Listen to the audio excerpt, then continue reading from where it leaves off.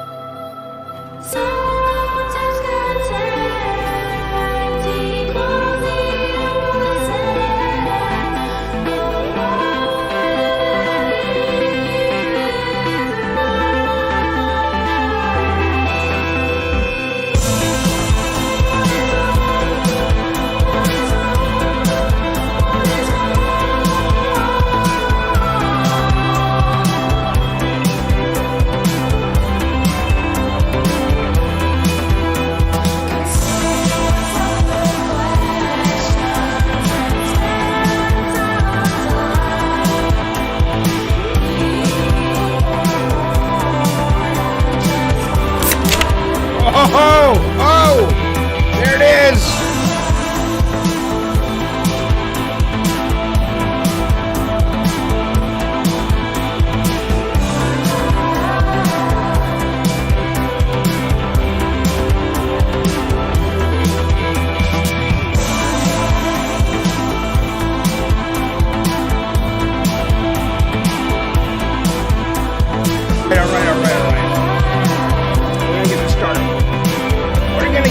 Started.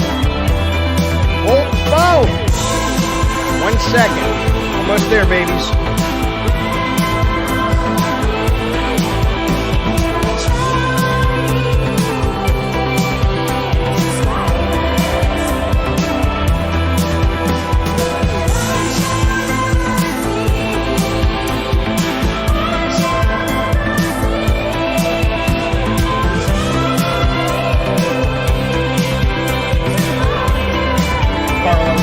Fuck you, you motherfucker.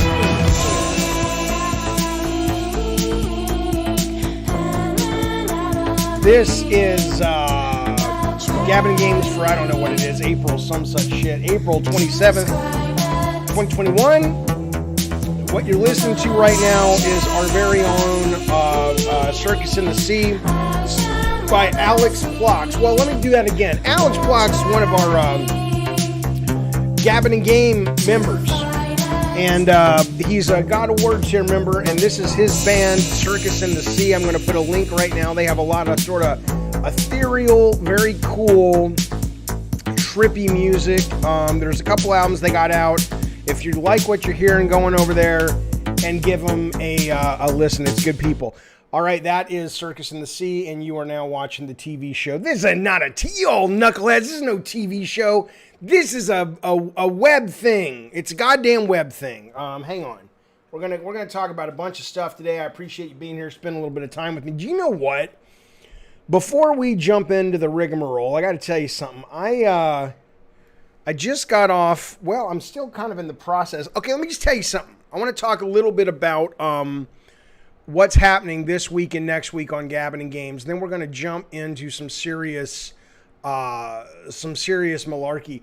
This week we have Hip Hop Gamer, who is coming for an interview on Thursday. Okay, now you may know Good Sir Hip Hop. Let me tell you something. He put out a video last week with the title, why aren't there more, or why aren't there any prominent black journalists in the video game industry? And it is very interesting. It is very worth your time. And yes, of course, we're going to talk about all kinds of shenanigans. That'll be about an hour after next week's State of Play, which I am also going to be streaming. We're going to talk about that, his career, the industry, but you goddamn right, we're going to be talking about that video that he put up. Now, I'm just going to say it. Let me just tell you something. Oh, shut up, hogwash, you old so-and-so. Listen to me. I got another text. We got a guy coming on the stream Thursday, a week from Thursday, 9 a.m. It's an early goddamn thing. So, make sure however much you paid your prostitutes, make sure you get all your nonsense done so you're ready to come to the stream at 9 a.m. I'm going to tell you who's coming on the stream. I'm very excited about this guest. I'm excited about all the guests. Anybody who stops by to spend a little time with me, I appreciate it. But this motherfucker, let me give you a hint, and then we're going to get into some news. We're going to talk Returnal, top of the goddamn show. Let me give you a hint. This fellow, he's a man, is one of the stars of one of the games that I love the most this year, that I was stunned I love it as much as I do. Come on now, who's going to get it right? No, it's not the Bee Gees, you'll so-and-so. Come on now, who's going to get it right? I'm waiting. I'm going to hold my breath till somebody guesses.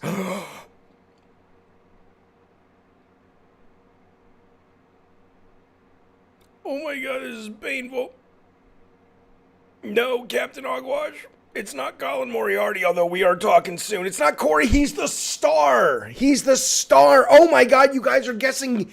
Yes, Adam gets it. Troy Baker. I was talking to Troy Baker last night and this morning, and good sir Troy Baker has confirmed just now, moments ago, he says, I am coming on the stream 9 a.m. Thursday next week. So, it's going to be interesting. Because you goddamn know we're going to be talking about Joel. You goddamn know we're going to be talking about the controversy all around the goddamn Last of Us 2. We're going to talk about just all kinds of cool shit that Troy has to say. And I'm excited about it. So that'll be coming up soon. I just want to let you know that. Okay. For today, we got a bunch of topics. I want to let you know the phone lines are open. So hit me up if you want to talk live and debate and discuss. Let's kick it off by talking a little bit about Returnal. Now, somebody in the chat just now was saying, Jaffe, this is how they sound. I don't know what to tell you. They're like, Jaffe, why is it that you always shill for Xbox, but you are always mean about things that are PlayStation? Buddy, that's not the case, okay? All one needs to do is move oneself to the videos on this very YouTube channel, and you will see me literally ripping not literally, can you imagine? Literally ripping Phil Spencer a new butthole because I'm saying he's a terrible manager. I always say Phil Spencer's a great executive. He's a wonderful visionary. He really is doing great things for Xbox that we're going to talk about today as well. However, proof is in the pudding, baby. Proof is in the goddamn pudding. And all you have to do is take a look at the lack of software for Xbox, and you will know that he's not the world's best product development manager, okay? So I don't do that. I calls them like I sees them, okay? And let me tell you something about Returnal. By the way, is that Rob the Mod? Rob the Mod, our very own Mod, has decided to put up his money. He's a working stiff now. He can afford it. I appreciate that, buddy. Thanks so much for rejoining the Diet Soda Soldiers, sir.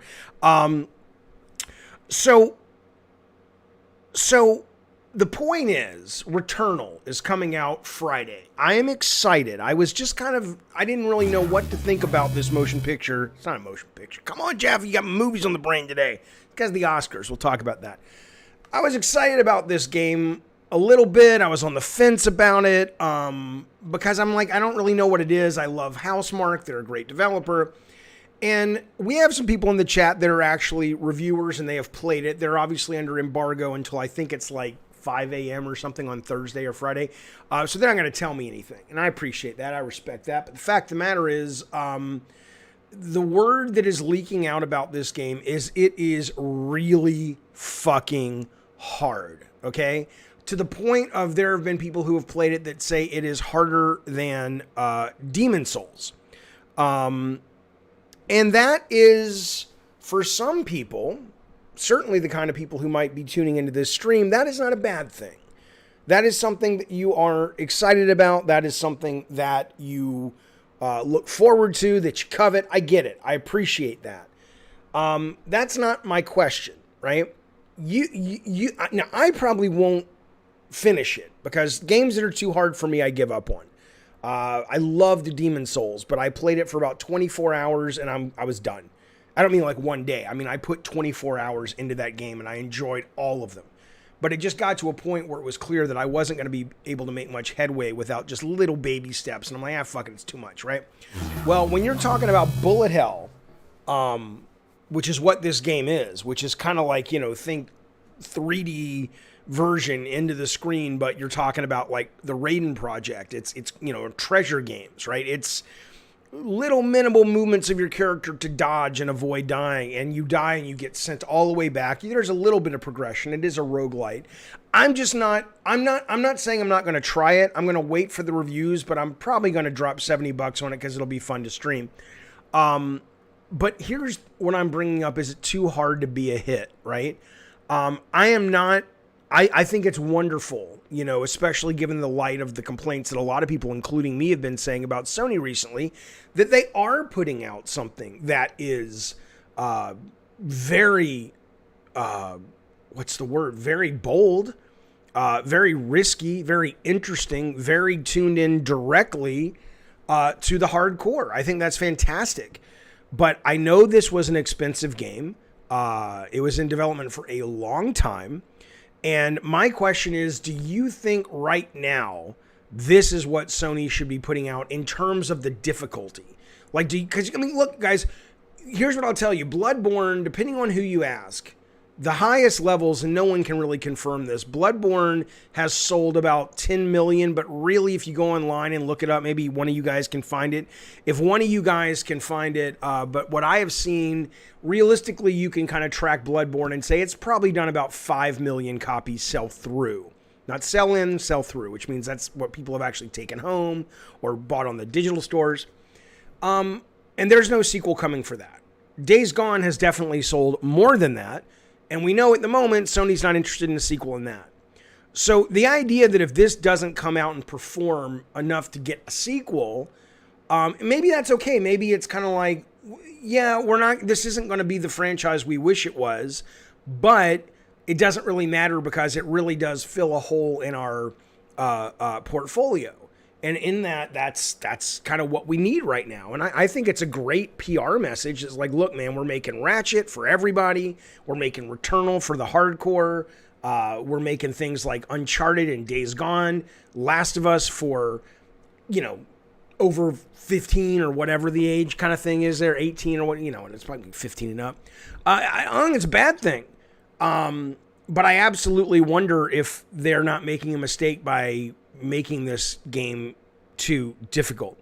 David says Herman Holst already said it's a good franchise and they have another game in the works. I'm sure they have another game in the works. But that doesn't mean it's Returnal 2. And it also doesn't mean that once the numbers, look, Days Gone was in the works as well. Hey, by the way, before we get too far into the conversation, I want to go to the chat, and don't forget you can call in and talk to me live. I do want to let the world know. Come on, Jeff, you don't have a stroke right now. Donald Clinton of the Washington, D.C. Clintons has joined the Diet Soda Soldiers. Donald Clinton, thanks very much, sir. I appreciate that. We're doing game night this week. We're playing some Mario Party. We're playing Second Extinction. And we are going to watch movie night, the members-only movie night, the first movie.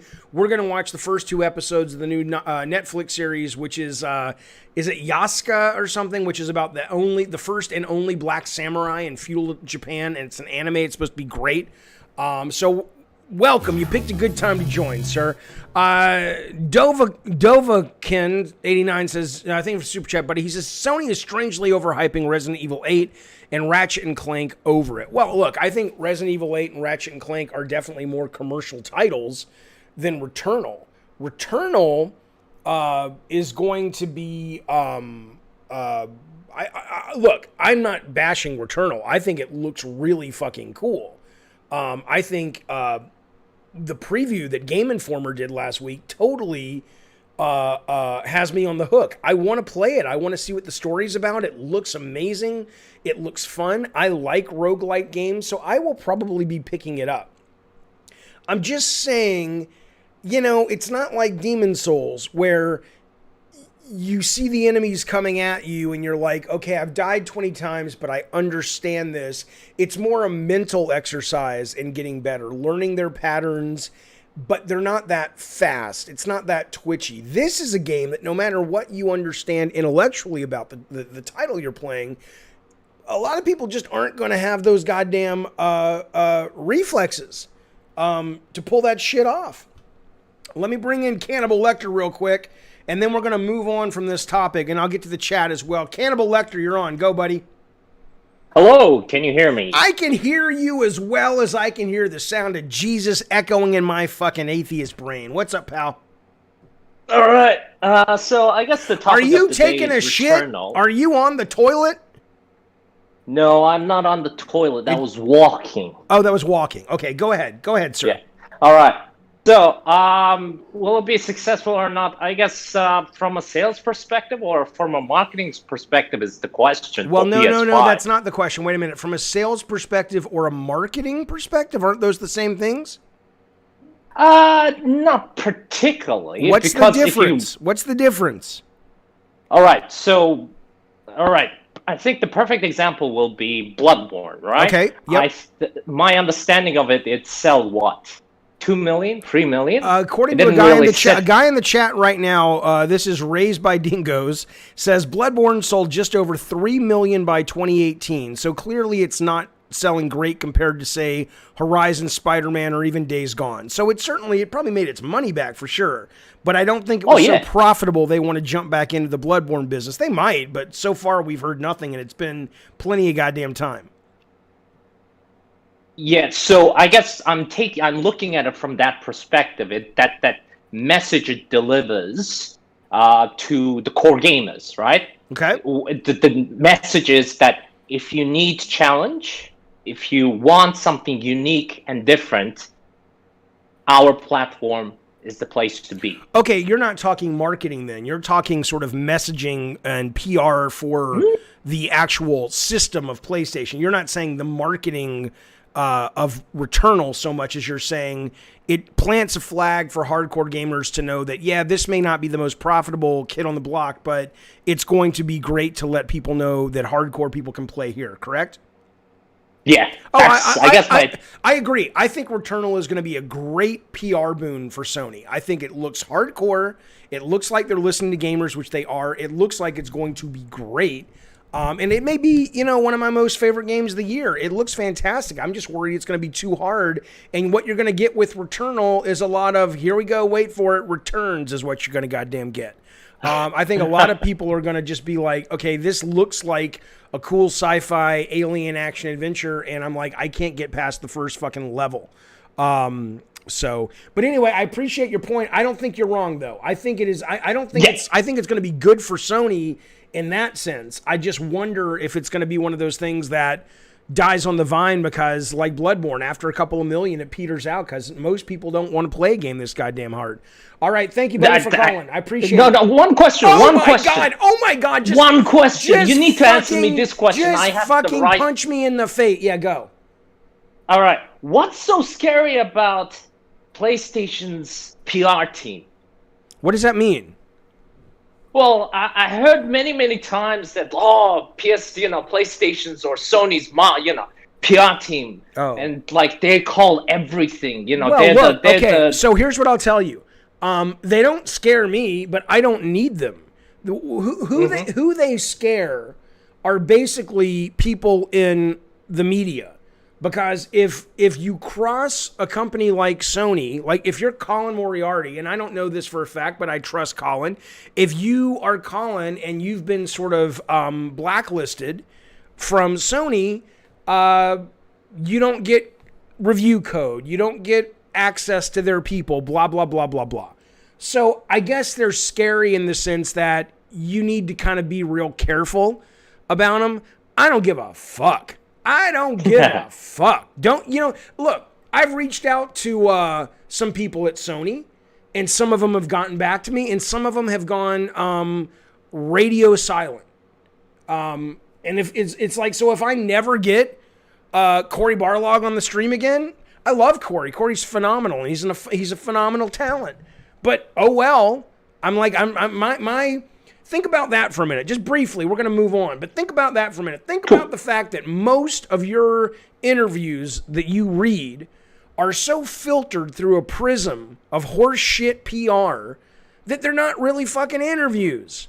They're not really diving into the meat of the human. It's just like, what feature does this have? Who gives a shit? You can figure that out in the goddamn PR release. What I want to know is when Corey sits down to make the new God of War, I want to know about how stressed he is. I want to know how it affects his marriage. I want to know how he somehow dredges up the confidence to put one foot in front of the other after the massive success of that title. That's what matters to people who love video games. You can get the fucking facts anywhere. Thanks for the call, buddy. I appreciate it. All right, there goes Cannibal off into the evening. Let me get to the chat, then we're going to move on. From Software, this is Stillrin, says games are profitable. Yeah, of course. That's why they keep making Dark Souls, but they are not as profitable as GTA. I wouldn't consider a hit a game that's profitable, but I understand wanting more. Right. Well, again, that's always been the weird part about the industry is remember when Tomb Raider... there was all the news from it. Whether I don't remember at the time if it was Square or Crystal, but it was one of the new ones, so it was probably Square. And they were coming out and going, "Oh, it underperformed," and everybody was like, "What are you talking about? You guys just announced the fucking thing sold 14 million copies." Or I'm just making these numbers up, but it was something like that. And they were like, "Yeah, but we were projected to sell 23 million." So to them, it wasn't successful, even though they acknowledged that it was profitable. Right? You see this all the time. And I think Sony has obviously been vulnerable to that in the past, but I think as the budgets have gone up, they are more vulnerable to it. And so the idea, I mean, I'm playing through Days Gone right now, and I love it. I think it's fucking awesome. The idea that that game in this day and age doesn't merit a sequel is just, I mean, any other, and it doesn't speak ill to Sony. It's just, it speaks to the business model. Any other company that was a third-party publisher, or frankly Xbox, would be proud to have that game, and they would sequel the fuck out of that game. But for Sony, they're like, look, man, we're spending upwards of $200+ million on these things now. A $10 million unit seller isn't going to do it. So, Demon Souls is a 2 out of 10 difficulty, says Gavin. What? 2 out of 10? You're out of your goddamn mind. No, it's not right. What is our good friend Brian King from NeoGaf saying? Brian King says, oh, he's just talking about the virus. Well, nobody cares about that. We actually do. I hope you're doing well, sir. Okay. Tomb Raider sold 8 million, says the bot father, and they called it a flop, right? So I guess the question becomes, how this is going to go down with the world. I'm going to bring somebody in. And we're going to move on from Returnal in just a second. We're going to move on to talking about, we're going to talk about some Xbox stuff. But I want to bring someone in who has played Returnal. But he's not going to give us any data, and I appreciate that. Ricardo, the spy on the inside, how are you, sir? Hello. Hello. Just waking up. How you doing? So where is... sleepy. Okay. So where's this idea of Returnal being extremely hard? Yes. One moment. Let's get some context. Ricardo, you have played Eternal, correct? Yes. And you won't tell us a rating. We respect that. But is it correct when I read all of these news stories? Everywhere from Polygon to, I've got one up on the screen right now, which is from, I don't even know what this company is, where they're saying that the game is really fucking difficult. You can at least say that, correct? I kind of agree, kind of disagree. Okay, go ahead. Why? Tell us why. I mean, I don't think it's super hard. It's more like it's like a roguelike or a roguelite in the sense that you just have one life. That's why it's hard. Okay, so let me ask. The moment gameplay is not insanely hard. Okay, that's great to know. That's not what's sort of being reported. So you're saying that Returnal has the same level of challenge as any roguelite, like a Hades or a Rogue Legacy. It's hard if you're not used to that, but it's not punishingly hard like Demon Souls. once you... No, no, no, no. Oh, that is great news. Then I'm excited again. I mean, why do you think these we're seeing this in the press that it's being reported like it's really fucking hard? Well, it's no walk in the park. Okay. Like you know, I cannot go too much into detail. Reviews are coming Wednesday. No, after tomorrow. Thursday. Okay. Yep. And what can I say is that let me ask you this. Let me ask you some questions without you messing anything up and getting yourself in trouble. As somebody who has played Returnal, do you think from a PR standpoint, this game is going to do really well for Sony? Like it's gonna help Sony with the hardcore gamers that have been starting to question their connection with them. With the hardcore, yes. Yeah. Okay. What about, do you think it's fair to say that this game is probably going to have a high, and I'm not making a pun, although I kind of am because it's brilliant, but is it going to have a high return rate? Do you think a lot of people are going to get this thinking it's something and be like, what in the fuck am I playing? This is too fucking hard. I'm not sure. I really don't know how to answer that. Ricardo, wake up. Get some coffee. Have your wife. No. Have your wife give you a blow. Come on. I have it right here. Oh, I have it right here. Okay. Okay. I still, I'm really not sure about that one. Okay. Do you like it? What I can say, I don't think. Yeah. You like it? I do. Yeah. I think it will be frustrating to many people. Just like I think Hades would be frustrating to a lot of people. I think you're right. But Hades is brilliant. But if you don't know that genre, okay. So that's fair then. I really appreciate that insight, man. That's great to know because I was sort of starting to waffle like, oh, fuck, man. Because I don't mind a challenge. But this shit that's like super fucking hard, like Cuphead, like Plain Shane, I don't want to fucking play something like that. But it sounds like it's not that. Oh, no. It's nothing like that. Okay. One last question. What do you think about, I'm hearing a rumor, I don't know if it's true, I'm hearing it through the chat, that Ratchet and Clank is going to be a $70 product, but there's still going to be microtransactions? Do you know anything about that? No, I don't know nothing about that. Yeah, I haven't heard that either. If anybody in the chat has a link, let me know. And fuck you, fuck Kai. This motherfucker is a pro journalist. This motherfucker interviewed me over 10 years ago for 2012 Twisted Metal. This guy's been in the game longer than you've fucking been alive, bitch. So sit down, shut the fuck up, and pay some goddamn respect. Am I right, goddammit, Ricardo? Fuck these motherfuckers. Of course you're right, man. Goddamn it. Ricardo, thank you as always. Anything else before I let you go, sir? Might not be as much as you think. The game requires a bit of preparation after each death. Okay. Like you need to go around the map to gather stuff. Have you finished again it? to build up? Have you finished it? No, because I'm not actually reviewing the game. Gotcha. Okay. I'm actually reviewing another one, an evil one.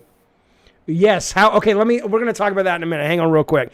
Ricardo's playing Resident Evil 8 right now. I got a couple of questions, but okay, people in the chat. I can't. I don't want details, but people in the chat are saying that there are no MTXs on Ratchet. It's just some of the stuff that came with the digital or the premium edition that you can buy. Okay, that's great to know. And I didn't think Sony would do that, but okay. you know. Yeah. Okay. So, listen, Ricardo, I know you can't talk specifics about Resident Evil 8. Let me just pretend you're my therapist for a moment, and you have to be totally honest with me. So, I am coming off of playing Resident Evil Castle, and I played Resident Evil Village, and I enjoyed them both, but I didn't, when I put down Resident Evil Castle, I just felt like It felt really nice, really polished. The graphics are great, all that stuff. But I was kind of cold on it. Like, I've played this so many times that it just felt, the demo did not leave me wanting more. The demo made me go, I'm going to wait for reviews because this feels really, like, it doesn't feel bad, But if you've played a lot of Resident Evil, it just kind of feels like more of the same. Do you think that feeling I'm having is something I should feel as a good feeling, or I'm simply an idiot? Because No, I get you, because I didn't play the demos, Okay. but what I've played in the game, I would say it's basically the demos Okay. for most of it. Okay. Okay. So yeah, so that's it. I basically played the demo so far. Okay. Okay. I mean, I want to Yeah, ask you. I'm ahead. kind of feeling that. What you felt, I'm kind of feeling it too. Yeah. Do you have any reviewer friends you've talked to? What do they think? You can't tell me that, but what do they think? No, What do they think? I haven't played.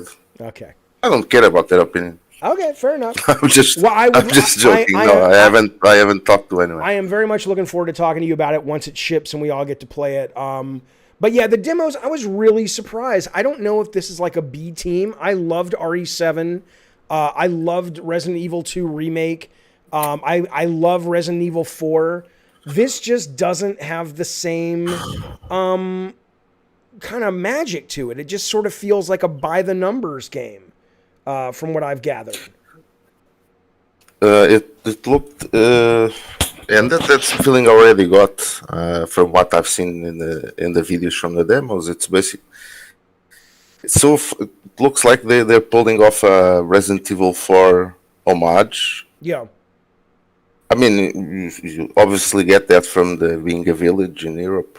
Right. But, It's a fucking beautiful looking game, though. I think they did a great job with that. All right, Ricardo, thank you, buddy, for all the insight. You know we love it. I appreciate you sharing, sir. Sure.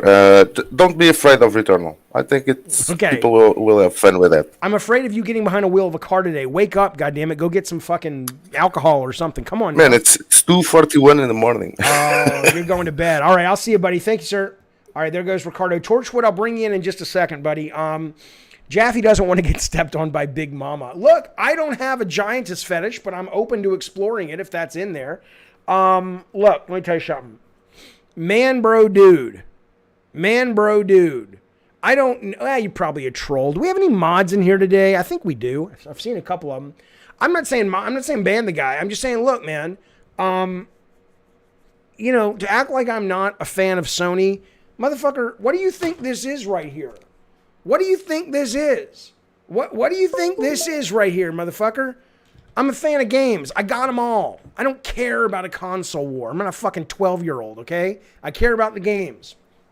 And what I'm saying to you, sir, is, Sony is a great company, but they really are at the moment at a crossroads because the budgets are going up. And as somebody who has made games for 20-something years and someone who absolutely loves the industry and finds it fascinating to talk about, I like figuring out how they're going to navigate this. How do you get access to Discord? Let me put a link in there right now for you. This is a link to the Discord. Sadly, I have it set that you got to wait about 10 minutes once you get in there. But join our Discord. Oh, there's Rob the Mod. Rob the Mod will fucking ban the fuck out of you. Nobody yet, Rob. Nobody yet. Okay. But yeah, there's a guy in the chat who's played as well. Jarvie Rocks, one of our newest Diet Soda Soldier members, says, will Returnal even make a profit with most scalpers owning a PS5? It's a good point. A good amount of consumers have the console, but not that many. Would you think this would hurt them? Well, that's a great question. I agree with Universal Function. The majority of people who have PS5s are not scalpers, but sure. The question is how many scalpers are still sitting on that inventory? I don't imagine, because they're still so hard to come by, that if you're a scalper, it doesn't go from wherever you bought it to your place to an actual fan. It doesn't take that long. So I would imagine that, you're dealing with scalpers making money, but fans are still going to get it. So, David says, Bellicell, please explain where the money goes for games. I don't understand why it's so expensive. I will do that very briefly, because it is very expensive. Let's say your average game these days, AAA game, takes you about 4 years to make. Let's say your average person on a team that is a AAA person, you're talking anywhere, depending on where they live, anywhere from $80,000 a year upwards to about $270,000 a year, okay, depending on what their role in the team is. And then remember, and again, there's a lot of outsourcing, so that gets offset. But remember, you're talking about just internal. The teams are over 100 people. And then when you throw in support groups all over the world, that adds more people to it, right? And then you multiply that times 12 and then times 4, like 12 months a year, 4 years to make the game. And then, you throw in music and performances and acting and motion capture and marketing. It is an incredibly expensive endeavor. And that is why it's really funny, because I talk to a lot of folks that really shit on me for liking indie games and AAA games. And I'm like, I get you like what you like, and I respect that. I appreciate that. But, look at the budgets, man. Do you think, to Sony's credit, even though, I'm glad to hear Ricardo saying it's not that hard, but if this is a really hard game, to their credit, they're putting out something that cost a lot of money that they know probably is not going to make a shit ton of money back, right? Because these things are so expensive that the indie space is really, just like movies, is where you see a lot of the innovation, not because the people in AAA don't want to innovate, but because there's so many goddamn cooks in the kitchen protecting that massive investment that, there's a lot of hurdles you got to jump over. And by the time of it, the thing is done, you've heard a hell of a lot more no's than yeses, right? That's what I'll say. How can Xbox Game Pass make money if making games is so expensive? Well, there's a couple ways, Take, and then I'm going to get some calls. And then we're going to move on. I want to, in fact, you know what? I'm going to wait for that, Take, because there's something that my buddy Saltiest Gamer put up today. Let me get a call, and then we're going to get into that in just 1 second. Okay. This is, Torchwood's been waiting. Torchwood, it's Jaffe. How are you, sir? What's going on in your life? Go. Torchwood. There you go. Go. Hey, can you hear me okay? Yep, let's do it. Okay, so this is kind of going back into the Returnal subject, but also gets into money. So one of the things that's come up a lot with Returnal is people are worried it's too expensive, or if Sony's kind of sending it out to die. Like, they're promoting it, but it's clearly not like they're not promoting it like a Spider-Man or a Last of Us or anything like that. Has anything? Hang on, has anything on PS5 yet been promoted like that? Right now, it seems like they're promoting the hardware. Has any game? Oh yeah. Has any game gotten that treatment for PS5? I would say Ratchet is definitely going to be the next one, but before that it would be Spider-Man, but then that's kind of getting into the murky waters of what was also a PS4 game. Right. Okay, gotcha. Okay, but I would agree. I don't think you're seeing like bus wraparounds with Returnal or anything, or if you are, you're not seeing them in San Diego. Mm-hmm. Yeah, so the thing I want to kind of talk about is why has Sony kind of been almost apprehensive of, like, people have been like, oh, $70 is the new standard, but if you look at it like fairly, the only real games that Sony has sold for $70, there's 2 titles. Demon's Souls was one, and Neo Collection, which like nobody talks about, but that's like 2 giant games with like tons of content, and no one was really saying, okay, this isn't really worth $70. Whoa, what is Neo Collection? So Team Ninja, back on the PS4, they had Neo 1 and Neo 2, so it's kind of like Ninja Gaiden. Oh, Neo. Okay, yeah. I don't say Neo, I say Nio. Gotcha. Okay, yeah. Okay. What wasn't Demon's Souls was $70, and wasn't there another first party $70 title, or no? There was that's what I wanted to talk about. There was going to be one, but they pulled it last minute. That was going to be Destruction All-Stars. Sure. And what's really interesting about that, not only did they make Destruction All-Stars free on PlayStation Plus in February, the thing no one talks about with that is they made the MSRP for that $20. Like, it just came out at retail this week. That's right. And it is $20, $40 if you want like the story DLC or whatever. But like, they went from, hey, this is a $70 game all the way up until last minute. And we're like, okay, clearly there's not a lot of excitement. And obviously comparing Destruction All-Stars to Returnal is very apples and oranges. But I just think it's been so weird of like, why they've been sticking to their guns for the $70 price so much. And like, the question isn't really, are people going to buy it? Because obviously people like you and me who want to support the devs or check out a new PS5 experience are going to check it out.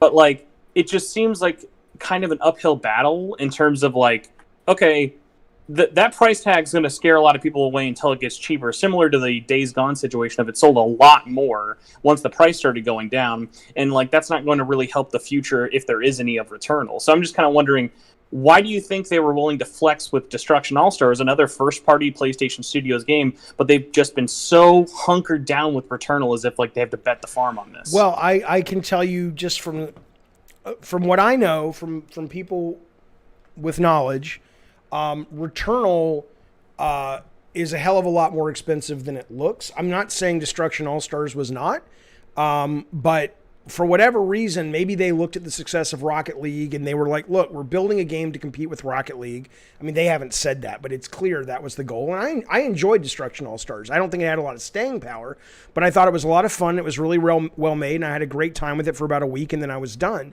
Not Jack says Destruction All-Stars was really bad. No, it was not really bad. It may not have been for you. It may not have been a game you loved, but that game was categorically a very well-made title. It may not, again, it didn't have any sticking power for most people, but no, it was not a bad game. I'm sorry. You'd have to back that up with evidence. Regardless, though, I think they looked at it and said, well, the games that we're competing with, no one does a $70 business model. Maybe you could cite Call of Duty, but they also have the campaign, and they're coming off a pedigree, and they're coming off a franchise. So I think it was an easier argument for them to make. I think when you're talking about Returnal, what are you going to compare it to? You can't really compare it to Hades because, yeah, it's a roguelite, but it's not a 2D or it's 3D, but it doesn't read as a 2D game. It's big budget. There's voice acting, performance art, performance capture. I think for them it was probably really expensive, and they're like, we have to see how this goes. But I agree, man. $70 for Returnal, I think. And maybe, you know what it is also? Maybe they looked at Demon Souls and they said, that sold really well. Yeah, it did, I guess. I don't know what the numbers are, but a lot of that is it was a launch product. It was a show-off game for the PS5 graphics. I would be stunned to find out how many people finished or at least played more than 5 hours of that game that bought it, because it's really fucking hard. So I don't know, but I don't think you're wrong. I think what's going to happen is Returnal's going to come out. It's going to get great reviews.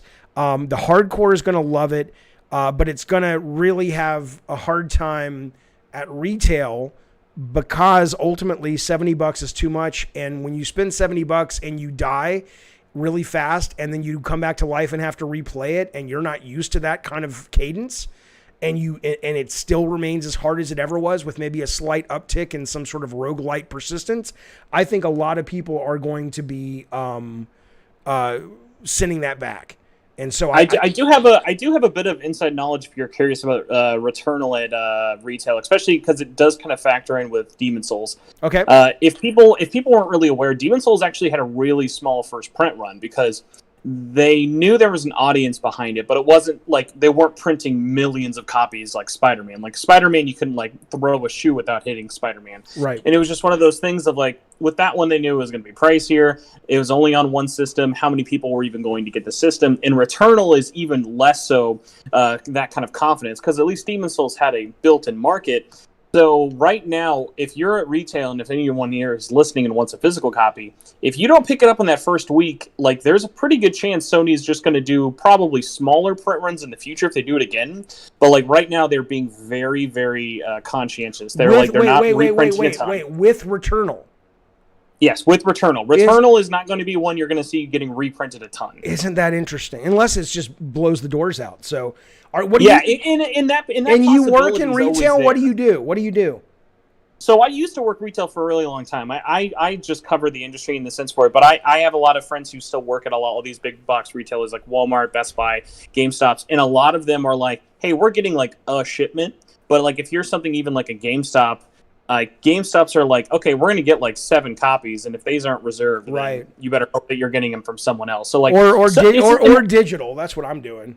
So. Yeah, they're betting a lot harder for digital, because then also with them is like, along with it being a beefier price tag, $70 from digital, even compared to $70 physical, like it's dollars to donuts. You're making so much more money that way. Got it. All right, man. Thanks for calling. Call back anytime. Always good to talk to you, sir.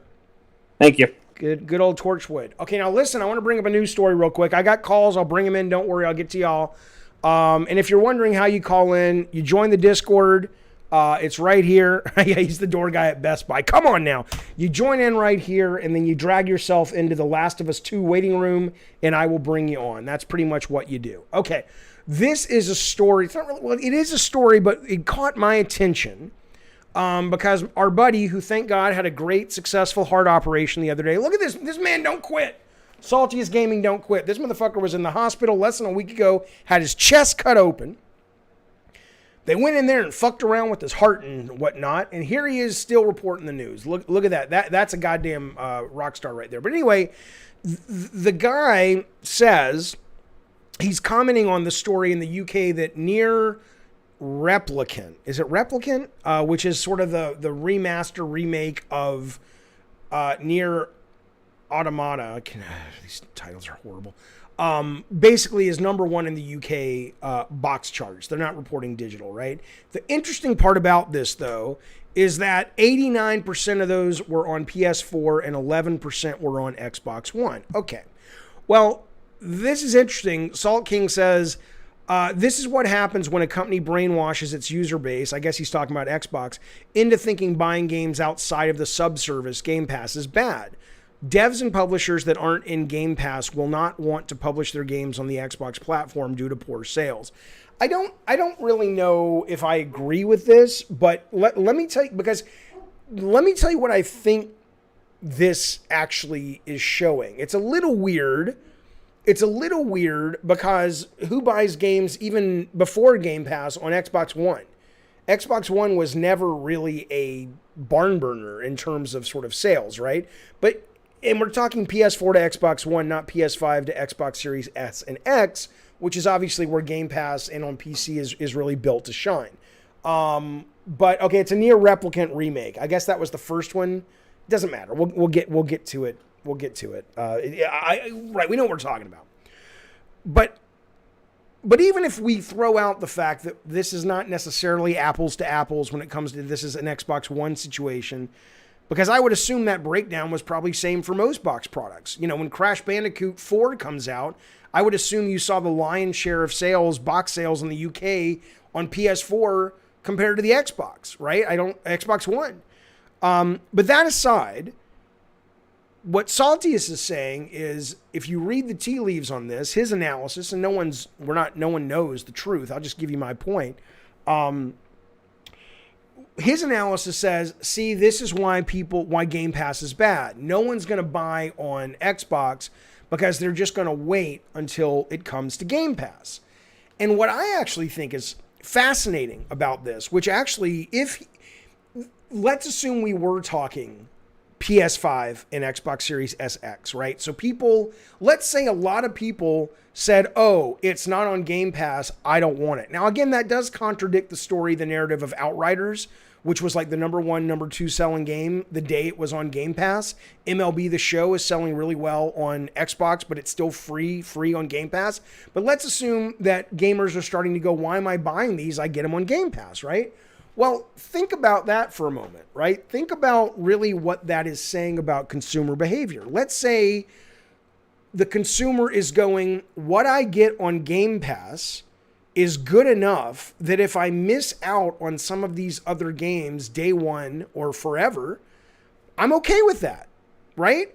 I mean, at that point, the customer is the ultimate litmus test for what is valued in the industry. And if you've got a large percentage of people that are saying, yeah, it'd be fun to play Near Replicant, whatever. But you know what? I'm good. I got Outriders. MLB just dropped. Second Extinction's coming tomorrow. I'm good, right? It's the exact same thing. I keep bringing this up in terms of comparing it to movies and subscription services. It's the exact same thing you saw happen in the goddamn motion picture business.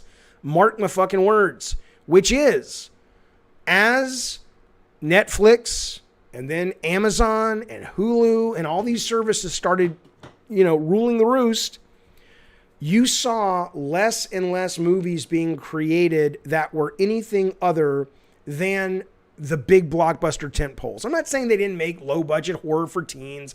I'm not saying they didn't make any movies. I'm saying that more and more, the romantic comedies, the dramas, the fact that the Trial of the Chicago 7, the fact that Nomadland, 20 years ago, and I know that Trial was made as a theatrical movie and they put it on the Netflix for COVID. But end of the day, though, it wasn't going to... Back in the day, 20 years ago, a movie like that would have done $140 million at the box office, which back then was a lot of money. Back then, you had people of all walks of life getting out of the house and going to the movies. Now, it's a fucking theme park ride, which is not bad. I love those movies. But I'm just saying that my take on this from Saltius is not that the Xbox community is being trained to play games that are only on Game Pass because devs aren't, because they think it's coming to Game Pass. I think they're being trained possibly because they're going, what's on Game Pass is good enough. And a lot of the stuff that we've been told we're supposed to want that's been hyped by marketing and PR, when it really comes down to it, and I've got a new game like Outriders, or I can buy a game for $70 like Nier, I'm good. I'll stick around. With Game Pass. Jaffe, every time I'm listening to the podcast, you're defending Game Pass. Why? I'm not defending Game Pass, man. I don't defend anything. I'll get a call in a second. Let me explain this to you very, very briefly. Very, very briefly. The show is about games. It's about game design. It's about the business. It's about the people in the business. It's what I've been involved with for over 2 decades. I love it. Okay. I don't care if it's PS Now. I don't care if it's Luna. I don't care if it is Stadia or Game Pass. Game Pass right now is doing the most interesting, and as I've said before, seismic shift to the fundamental aspect of not only how games are presented and given to the customer, but that business model shift, like any business model shift, trickles down to everything: budgets, design, games that get greenlit, games that don't, the length of games. So it's not that I'm defending Game Pass. It's that I do think that model is worth being excited about. And right now, Game Pass is the one that is doing it best. But the minute Sony pulls their head out of their ass when it comes to PS Now, trust me, Sony is in a much better position, as I've said before, to kick the fuck out of Game Pass. Because, I mean, it's hard to tell how their acquisitions are going to go with Xbox. But, you bring that same Sony level of great game-making skill that they've shown for a long time, more than Xbox, and dependable releases, and you start putting some of those on PS Plus or PS Now, I think it becomes, well, fuck you. I don't care if you think I am. I just told you why I'm not defending it. I don't give a fuck what you think. If you think I am, then fine.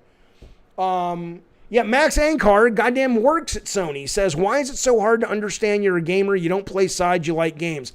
Max, because people put a lot of emotional investment, and I get it. I get that these are expensive hobbies, and I get that I don't fucking know, Max. I don't know. You and I are goddamn grown-ass motherfuckers, and maybe we just don't see what they see. But I appreciate the comment, because I agree with you. Ricardo drops super chat. He says, sorry for being slow, everyone. Rusty with English. Ricardo, that's not true. You're just drunk. I've talked to you before many times, and you ain't slow.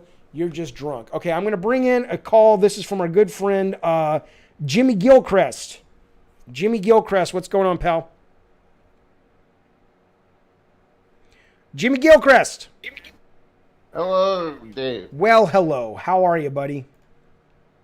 I'm fine. I'm just going to say that the future of gaming, yes, as far as major productions go, it looks very bleak. I think they're going to pay to the lowest common denominator, the arena shooters or the loot box shooters. Explain that to me. Why?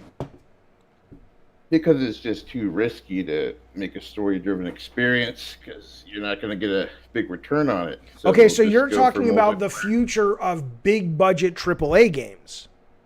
Yes. Sure, but doesn't that happen in every medium? Isn't that just something you guys that are fighting against it are going to, I'm not saying you are, James, but isn't that just something you're going to have to get used to? Because that happens in every medium. A medium gets really popular, budgets go up, and the risk goes down for the expensive things, and the really risky, cool, interesting stuff gets pushed to the margins, and it becomes the indie scene and the alt scene.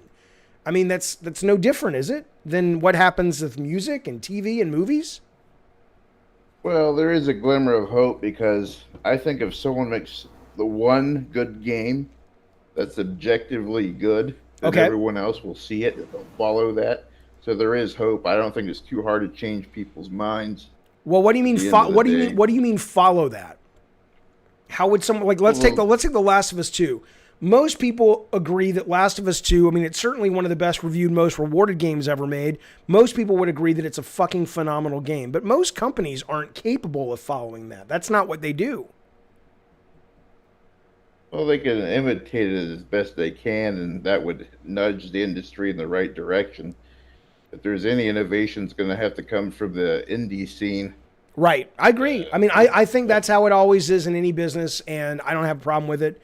I think, every now and then, I think one of the reasons the Marvel movies, especially the last couple Avengers movies, have done so well is when I was, and I think we're roughly around the same age, when I was a kid, George Lucas and Spielberg really pioneered the idea of the summer blockbuster.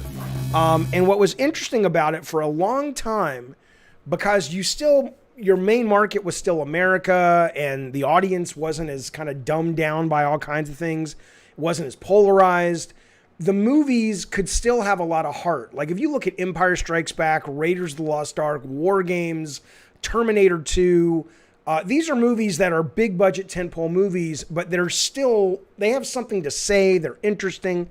I think that's possible, but more often than not, what you see when you're spending a lot of money is you just don't have the people on the team that are able to push back against that. I think Neil Druckmann did. I think Corey has. I think that's excellent for Sony. That so far, if those guys can continue to kind of ride the rapids of dealing with all the cooks that need to be in the kitchen when you're spending that kind of money, and they can still extract a product from that is fun and commercial and has some meat on the bone in terms of being an intellectual, emotional journey. I think that's a great thing. But I don't see many people having the resources or patience to do that. Jimmy Gilchrist, thanks for calling, buddy. Call back anytime. All right, man. Somebody said, let me get these super chats real quick. This is from our good friend Ghost of New Orleans. He says, let's play devil's advocate. Okay. Let's say, says Ghost, Sony does Game Pass and then profits are not good and Sony shuts down the gaming division. Then we lose the best games made. Well, no, you don't. That's a ridiculous concept. First off, Sony, it's just like the guys who ran Blizzard, and then Activision merged with Blizzard, and ultimately, after those guys' contracts ran up, they're like, we're out of here. This is no longer the company we love and that we built, right? Just like what John Garvin, who was on the show a couple weeks ago, who directed Days Gone, and Jeff Ross, they're both out there looking for their next big adventure. That talent hasn't gone anywhere. They will make something else. They may not make it for Sony, just like the guys that left Blizzard aren't going to be making it for Activision Blizzard. But the talent survives and persists, right? But the idea that, I don't think Sony is going to get into such a problem that they go in with PS Plus or PS Now 2.0. They're not going to just go whole hog. What they probably will do, I mean, I don't want to bore people. I've said it over and over. You can find a video of what I think they're going to do and what they should do. But I don't think they're going to jump in blind and just put everything on PS Now like Game Pass is doing. I think Game Pass has to do it out of just what else are they going to do? They had to roll the dice on something bold and risky, and I think they did a great job. Plain Shane drops super chat. Thank you, buddy. He says, Microsoft Q3 earnings are out today. You goddamn right. Boom, there they are. How did I know that?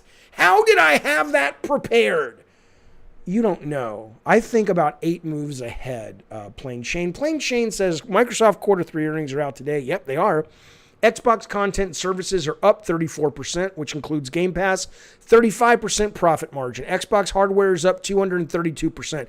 The 232% you got to be careful of. It's no small potatoes, but ultimately this time last year they're comparing that 232. That 232 is based on the fact that last year at this time Xbox One saw an increase of 1%.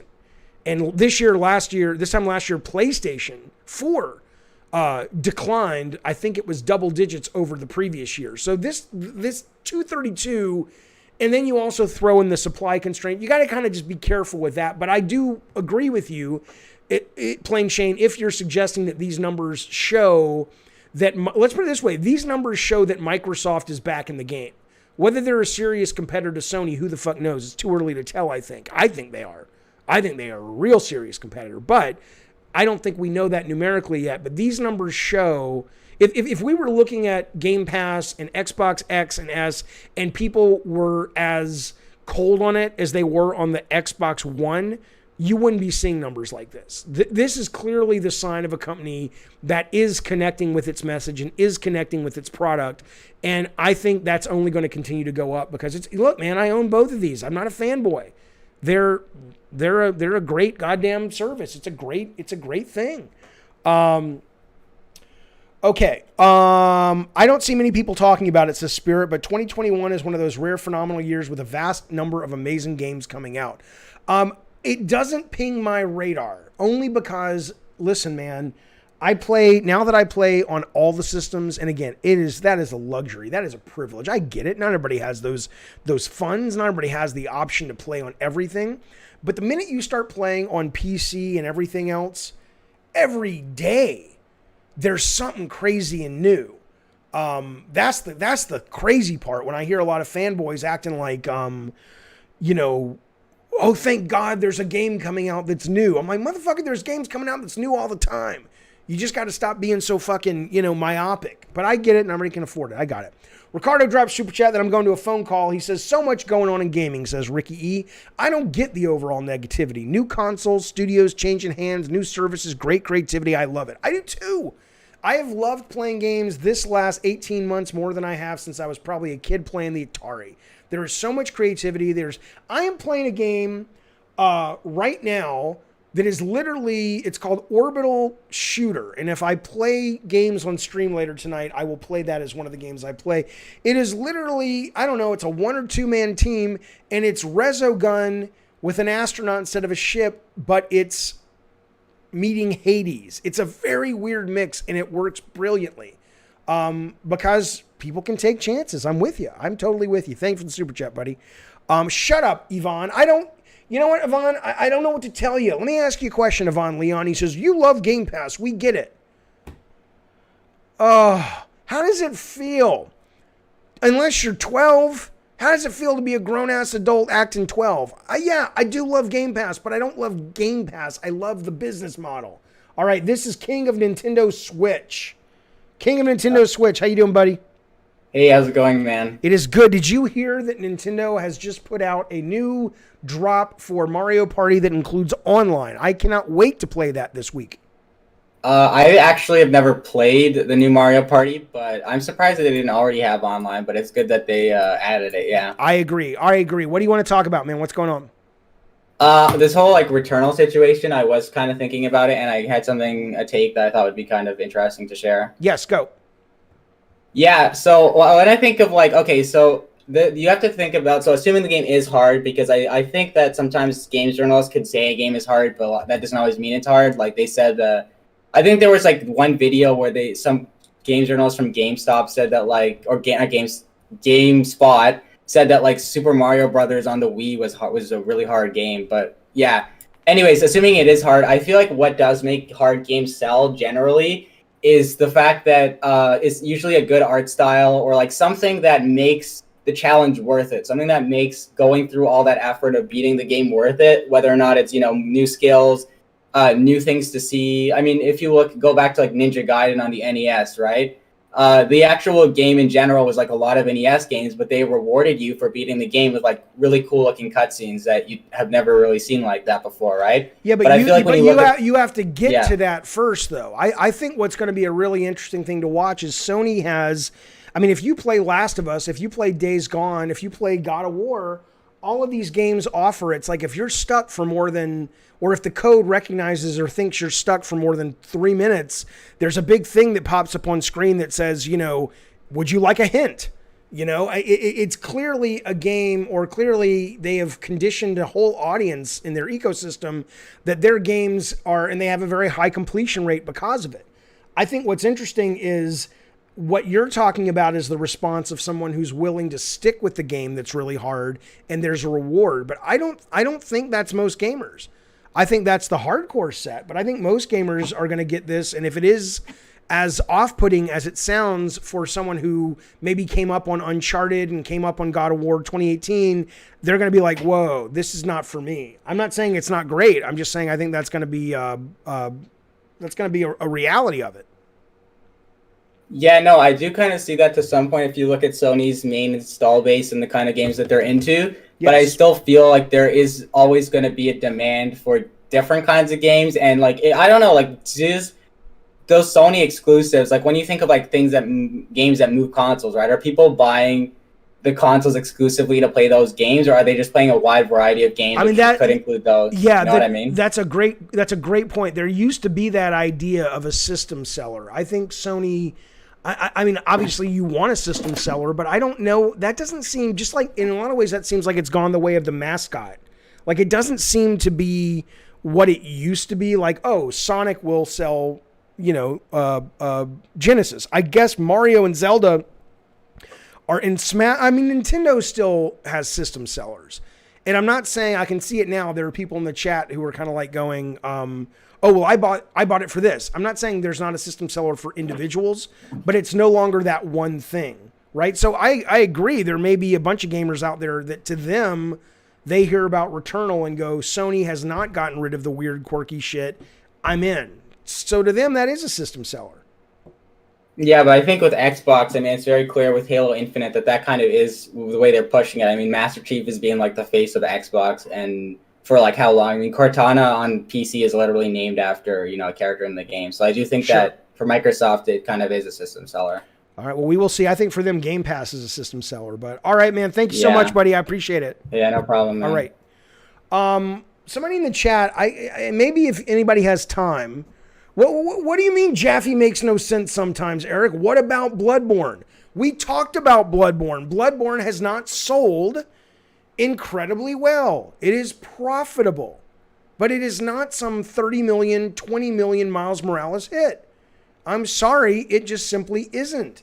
You can find that out. Now, let me ask you this question. I don't know what the answer is, but if someone can tell me, somebody in the chat was saying, oh, well, what about Doom Eternal? Doom Eternal was really hard, and it was a hit. I know Doom 2016 was a hit. I'm under the impression, I could be totally wrong on this, and I love Doom Eternal. It is too hard for me, but I love it. I would be curious. I'm under the impression I read somewhere that it kind of didn't. Let me just look that up really fast. Doom Eternal sales. Doom Eternal sales. Hang on. I want to say there was a story that came out recently about the sales. If we are to assume all the revenue was generated purely from the sales of full price copies, then it could be estimated the game has sold 7.5 million copies, which is not great for a multi-platform game.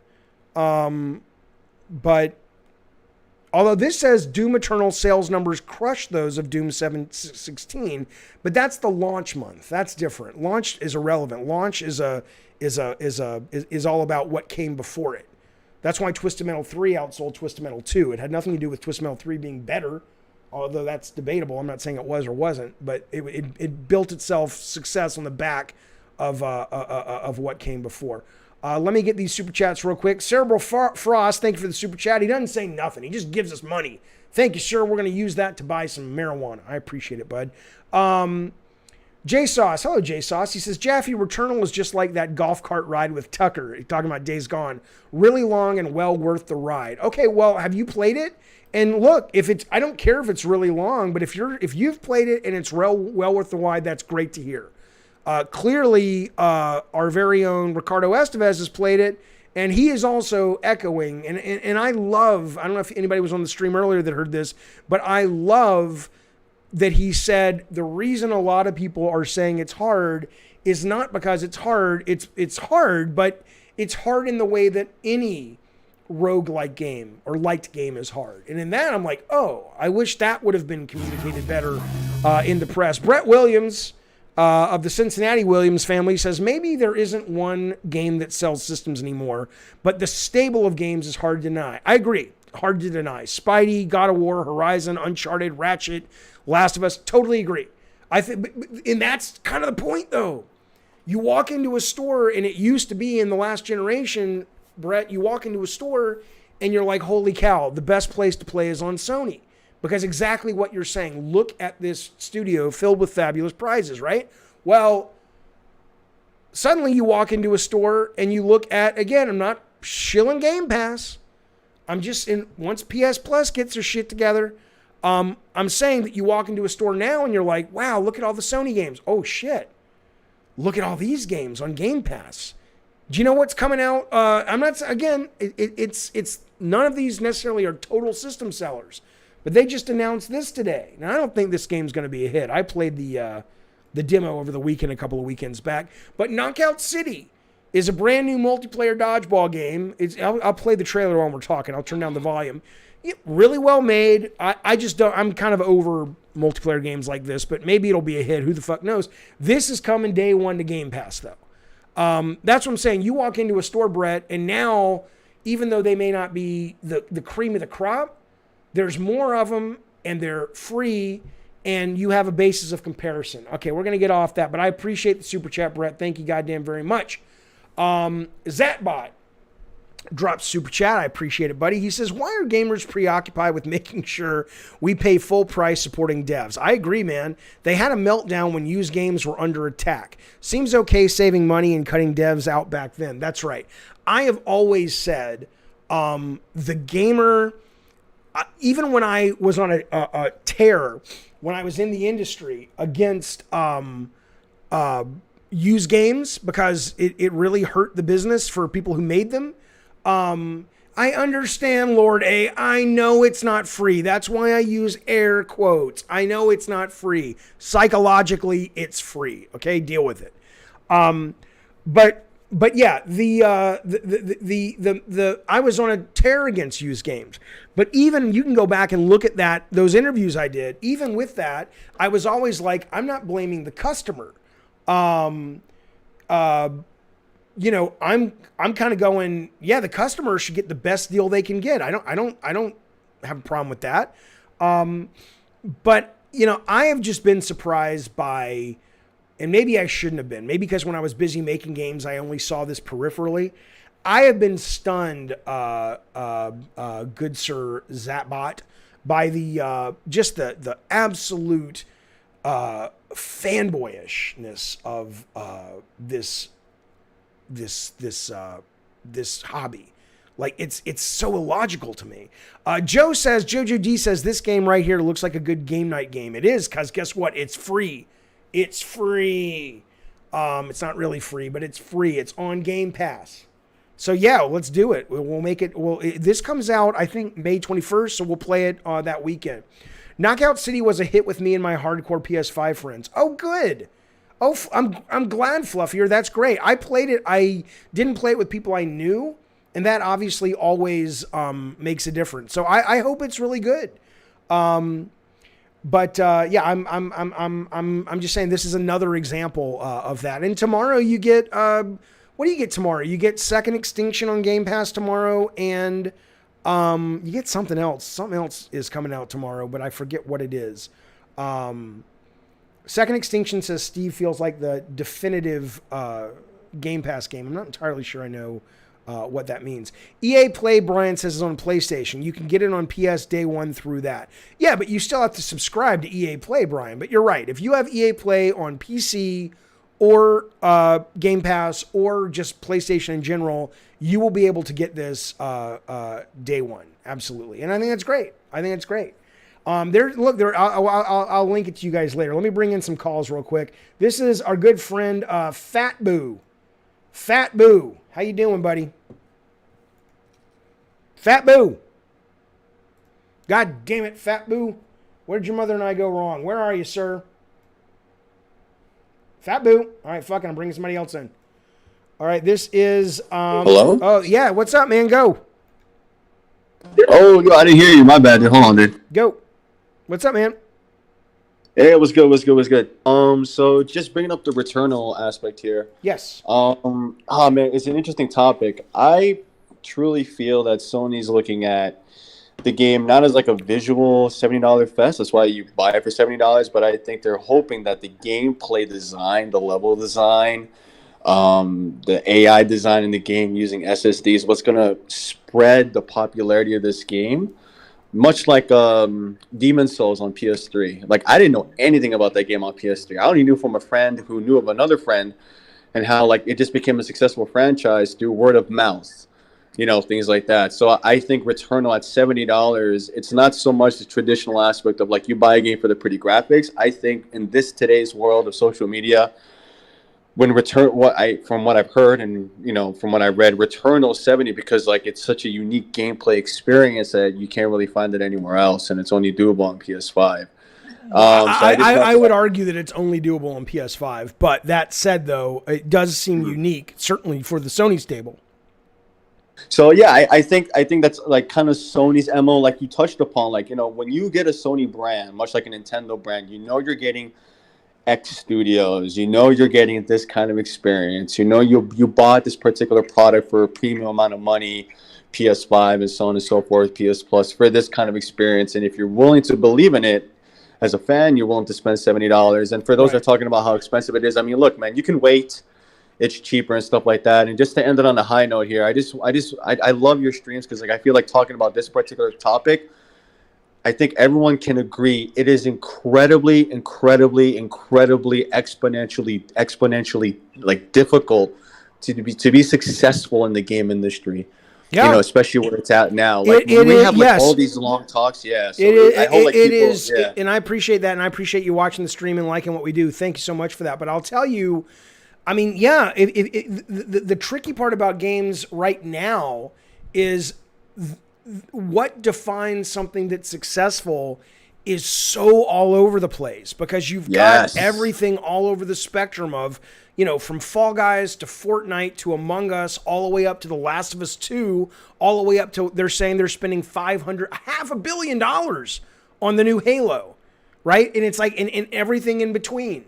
And so, and you've got all this passion and all these fans and all this emotional connection. It is just such an exciting, I agree with Ricardo, it's a very exciting time to be a fan of this medium. I wouldn't want to be working in it full time anymore because I couldn't. Exactly. Yeah, that's what I'm about to say. Yeah, this is the equivalent of like that MMA fight the other night where the guy got his leg shattered. It was entertaining to watch, but I don't want to be the guy in the goddamn cage getting my leg shattered, right? I'd rather just watch it and go, oh, did you see that, right? You saw that. Mm-hmm. Yeah, I saw that. I saw it similar to like when he beat his other opponent. I mean, the guy who kicked the guy and his bone shattered. I know, but it's ironic because the guy who shattered his leg, it happened to the same opponent that he fought 8 years ago. Right, my God. Oh my God. When Deja vu, right? It's crazy, right? Like, right? It's the exact same thing. It's crazy. Yeah. All right, buddy. Thanks for calling. Call back anytime. Thanks a lot, man. Appreciate it. All right, there goes Fat Boo. Let's bring in Abad. Hello, Abad. How are you, sir? What is happening in your life? Begin. Abad. Abad. Abad. Abad, you're going back to the realm of the lost. What's up, there Jeffy? you are. What's up, man? How are you? I'm all good. You? I'm very good. What do you want to talk about? I want to talk about the conferences 2 months from now. You want to talk about... Stop. You want to talk about what? The conferences, E3 and Sony's version of E3. E3. Yes, gotcha. Okay, go. Looking at least the big heads, Microsoft and Sony, do you think that, at least looking at Sony, the last year they showed us God of War, Horizon Forbidden West, Final Fantasy 16, and do you think they will bring out the big guns for this year and show us even more? 100%. Microsoft too? Well, yeah, everyone. I mean, I was stunned to read today. Let me bring this up real quick. I was very surprised to read today that all of the big companies, other than Sony, I think, hang on, E3 companies, a lot of them are on board. And I was like, really? Like, why the fuck would anybody care about E3 anymore in terms of a company? because there's so many other ways to get your message across, and it's so historically expensive to go to E3. But that said, though, yeah, I absolutely think that I know I don't want to say I know for a fact, because then people will pick it up as a news story. What I will tell you is I have heard from about 3 sources inside Sony that they are going to have some kind of summer reveal of kind of what their next big salvo is, and whether or not they're showing Ragnarok or playable Horizon, the new Horizon. I don't know anything like that, but my understanding is they are going to put something out this summer that really plants a flag and says this is what our next 18 months or even beyond really looks like. For Microsoft, I think, man, you guys know I love their business model, but if Microsoft doesn't come to the table pretty fucking soon and show, I know Psychonauts is supposed to be coming out this year, they need to show some shit from their internal studios, I think, to assuage their fans. But end of the day, though, you know what they really have to do, Abad? Here's what Microsoft has to do this summer. Even if nothing comes out from their internal studios, then they need to go out, like the rumor is they're going to have the new Battlefield launching exclusively on Game Pass. I don't know if that's true, but they need to go out into the world and buy some fucking exclusives if they can't make them by Christmas of next year. But I do think you'll be hearing big noise from both of those guys. Absolutely. That's what I think. I'm looking forward to watching it, but I think E3 is a dinosaur. I just don't see the point of it, man. And about Returnal, do you think that like Sony is trying to still making these unique games, and they're supporting a lot of indie games we've seen so far? I mean, we've seen plenty of indie games that contradict what we read and heard in the Jason Schreier article. Well, wait a minute. Wait. Jason Schreier's article. Well, hang on a second. I'm not sure I agree with that. Returnal is absolutely it's unique. For a console space, yes. But yes, Returnal is absolutely unique. It looks great. It looks like the old Sony is driving the ship. I think that's great. And I think that does contradict, even though, let's be clear, it is a very expensive game to make for what it is. But I'm more raising an eyebrow on your second comment that Sony this generation has shown a great deal of support for indies. I'm not saying they've shat on indies, but I've seen Microsoft and Nintendo be much more indie friendly this generation. What is it that you're referring to? What I meant is just announcements and game coming to their console, like in the last couple of months in their own conferences, we've seen indie games in the biggest conferences they had. I mean, even in the Game Awards. There are some. You're right. It doesn't. Maybe it's just my perception of it, because I literally will go and watch Microsoft's Indie Fest, or I will go and watch the Nintendo's what do they call their thing? Not State of Play, Direct or whatever. Direct. Whereas Sony, like I know Sony Thursday for State of Play is going to be primarily Ratchet and Clank, but they are going to put some indies in there as well.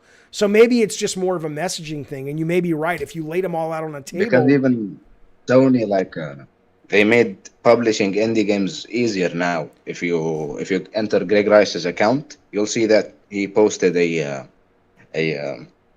tweet that explains the whole thing, and having Shuhei Yoshida on being the main guy at the indie support. I don't think people should be afraid, at least for the indie kind of platform. Look, Shu's a brilliant guy. I love Shu, and he's perfect in the indie space. The question is, does he have money? Does he have money to go out and fund shit and buy shit? Frankly, look, what they should be doing right now, if you're Sony, they should be going, okay, these 8 indie games that everyone's excited about, those are going to be coming to PS Now day one. We're not going to give you Last of Us 2 day one. We're not going to give you, whatever, the next Spider-Man or God of War day one. But with these 8 indies that are really fucking cool, goddamn day one. That's what they should be doing. All right, thank you, buddy. I appreciate it, man. Talk to you soon. All right, man. There goes Abad off into the night. Brian King says, Jaffe, will Sony get the PlayStation experience back after COVID? What do you feel on that? I mean, man, I don't know, because it really comes down to the question, Brian King, of it really comes down to the question of what value is it other than PR value, right? So I know the fans love it. Colin Moriarty said something that I thought was really, as Colin tends to do, was very well articulated about Sony recently. This was on his Sacred Symbols, I think it was last week, where he said, Sony just isn't any fun anymore. And he wasn't talking about the games. Oh my God, fuck off. Hang on, let me get this. This might be my kid. Hello? It's not my kid. It's a fucking, I answer these calls because I'm excited. Like, who knows who could be on the other line? 90% of the time it's somebody from India wanting to sell me a monkey. I don't know. Look, what were we talking about? Come on now, Jeffy, stay in the game. What was I talking about? Hang on, I'm going to stick with it. Come on, hit me up, baby. What was I talking about? Oh, Colin. So Colin says, he says, it's not that their games aren't fun. Of course the games are fun. But he's like, their state of plays are really sterile and serious. And there's this like, disembodied voice that there's no Awada, or there's no sense of connection with the fans, or they don't talk to the fans anymore. And, I don't think that's necessary, Brian King, regarding PSX. What I don't know is, what I don't have any data on or any experience with is, does that fan loyalty pay dividends if you're just looking at it from a cost standpoint? Because PSX is an expensive show. You could get a number of indie games for the cost they spend to put on PSX and all the developers coming out and all that. But does it ultimately, look at the people in the chat right now that are all over Sony, love Sony. How much of that is because they grew up with great games? I'm sure that's most of it. But how much of that is because Sony for a long time was great at outreach? Everything from PSX to Shu and Adam Boyes doing the how to share a PS4 game, and it wasn't clearly some sexy pro video. It was just some guys with a fucking phone filming that behind the scenes, right? I don't know the answer to that. So my answer, Brian, would be that if they look at the numbers and they go, things like PSX, even though they don't make us any money in the short term or even the medium term, that is the way we build long-term brand loyalty, and that will pay off. I think it's going to come back, but there's no way for me to know that because I've never really had that conversation with anybody about what the value of it was. Grizzly Bear King drops a super chat. Thank you, pal. He says, Papa Jaffe, longtime fan. Grizzly Bear King, I'm a big fan of bears too. Not that kind of bear, like the kind in the Days Gone. I just killed one last night. It's on my mind. Anyway, thank you so much for the super chat. I mean, I don't have a problem with the other kind of bear. Good for them. Live your life. Live and let live is what I say. I think that's great. Remember Ken Levine and Todd Howard? Yes, said creating an expansive story-driven world is what they prioritize, and you insisted games are a gameplay-driven medium first. That stuck with me as a gamer till this day. Well, yeah, I mean, look, if you're coming to a goddamn, listen to me, Grizzly, I have been sucker punched by the people online today that literally now, I mean, this is not a hyperbole. There are people online today, and a lot of them, that will say story is more important than gameplay to them. And I'll be like, wait, what? They're like, yeah, I play the games for the stories. The gameplays, whatever. Why are you complaining about the gameplay all the time, Jaffe? I'm like, because it's a game. Because it's interactive. If you love stories, just go watch a fucking movie. Go read a book. Go watch a TV series. I will say I have come around more to the idea, even though a great example is Days Gone versus Last of Us Part 2. I'm playing both of them at the same time right now. Last of Us Part 2, no doubt, I think has a better narrative, and the characters are richer, and things that happen from moment to moment are, better paced because they control the pacing. And it's beautifully made, and it's a blast. I love that game. But as a game, as an immersive interactive experience, I think Days Gone smokes it. Days Gone's story, I love, but it's not as rich. It's not as marbled and layered with nuance and whatnot. It's janky as all get out in some places.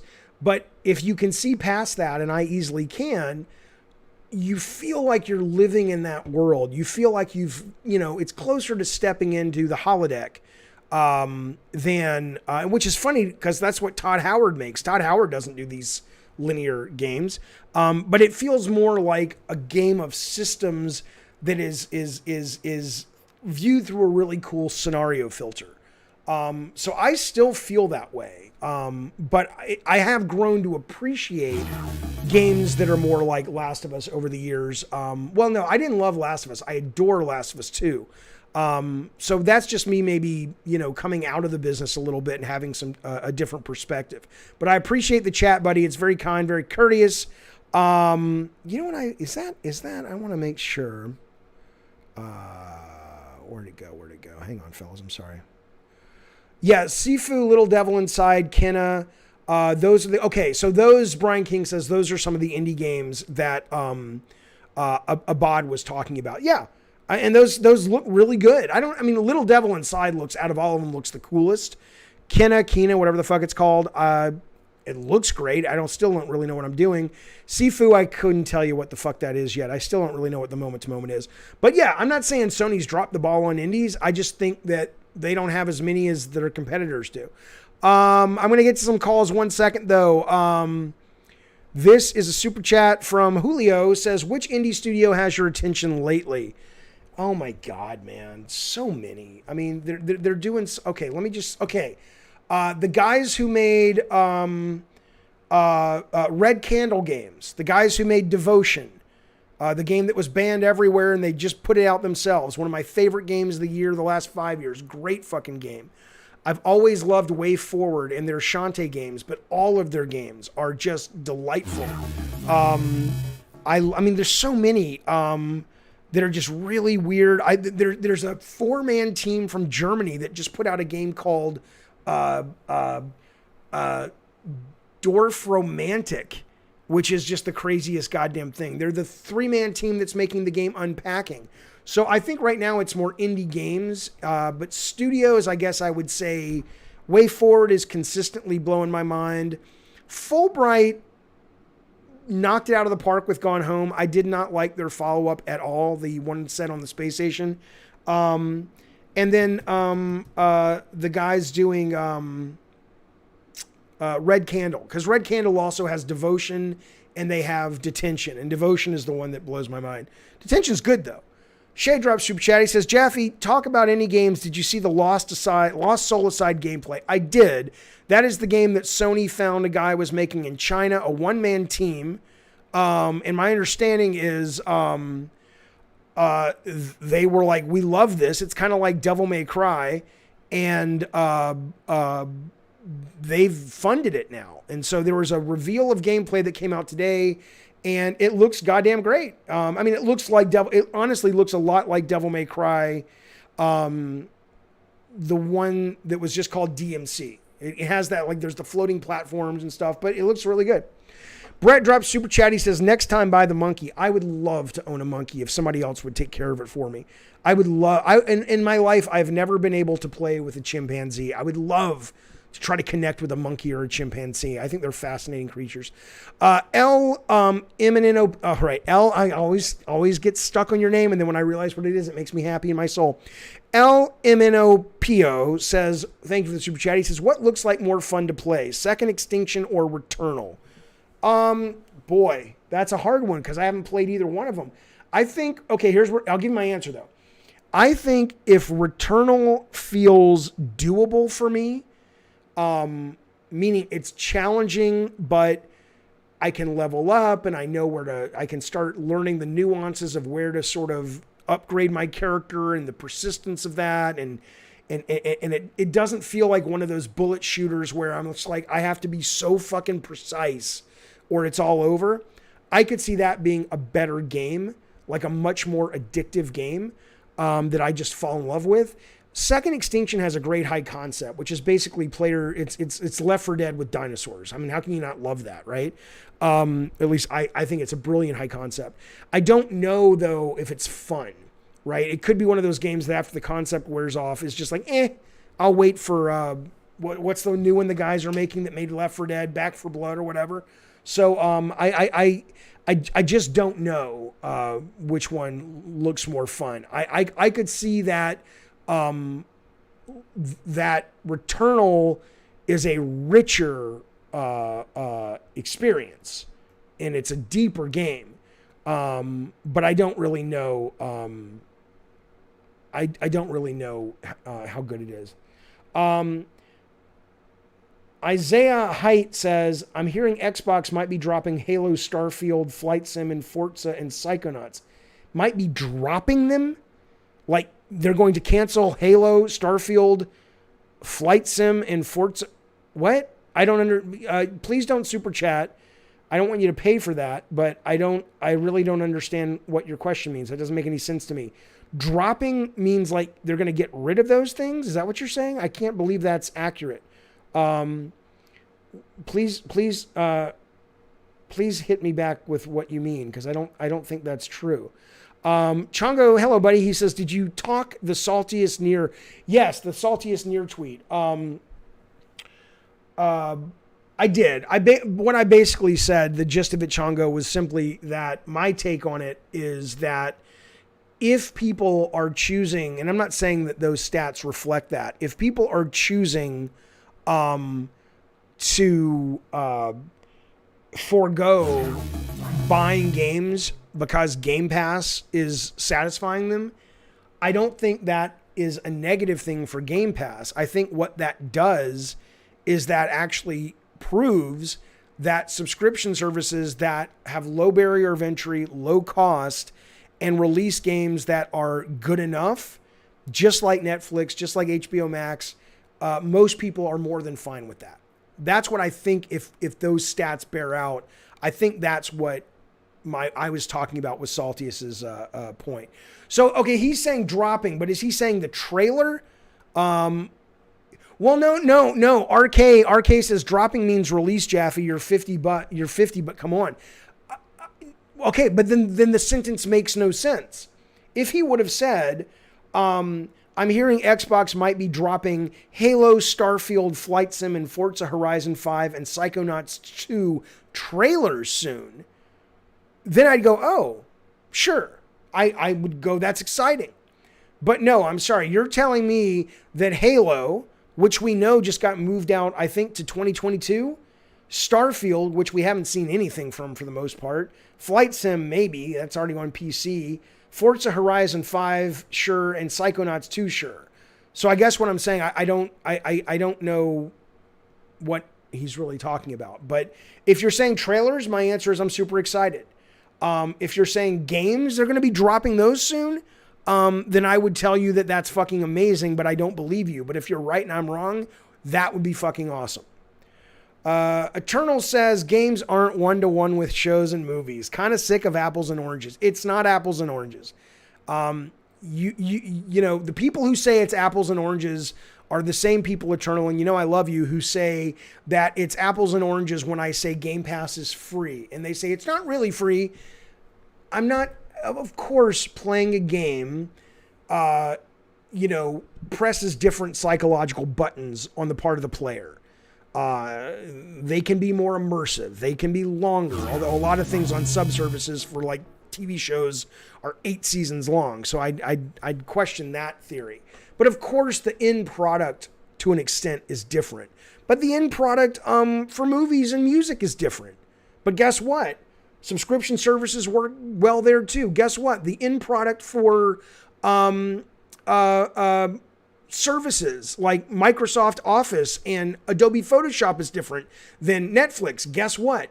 Those subscription services work well too. You know what? Remember when I told you guys that I was a real bright guy and I'm on top of everything and you just need to be impressed with me?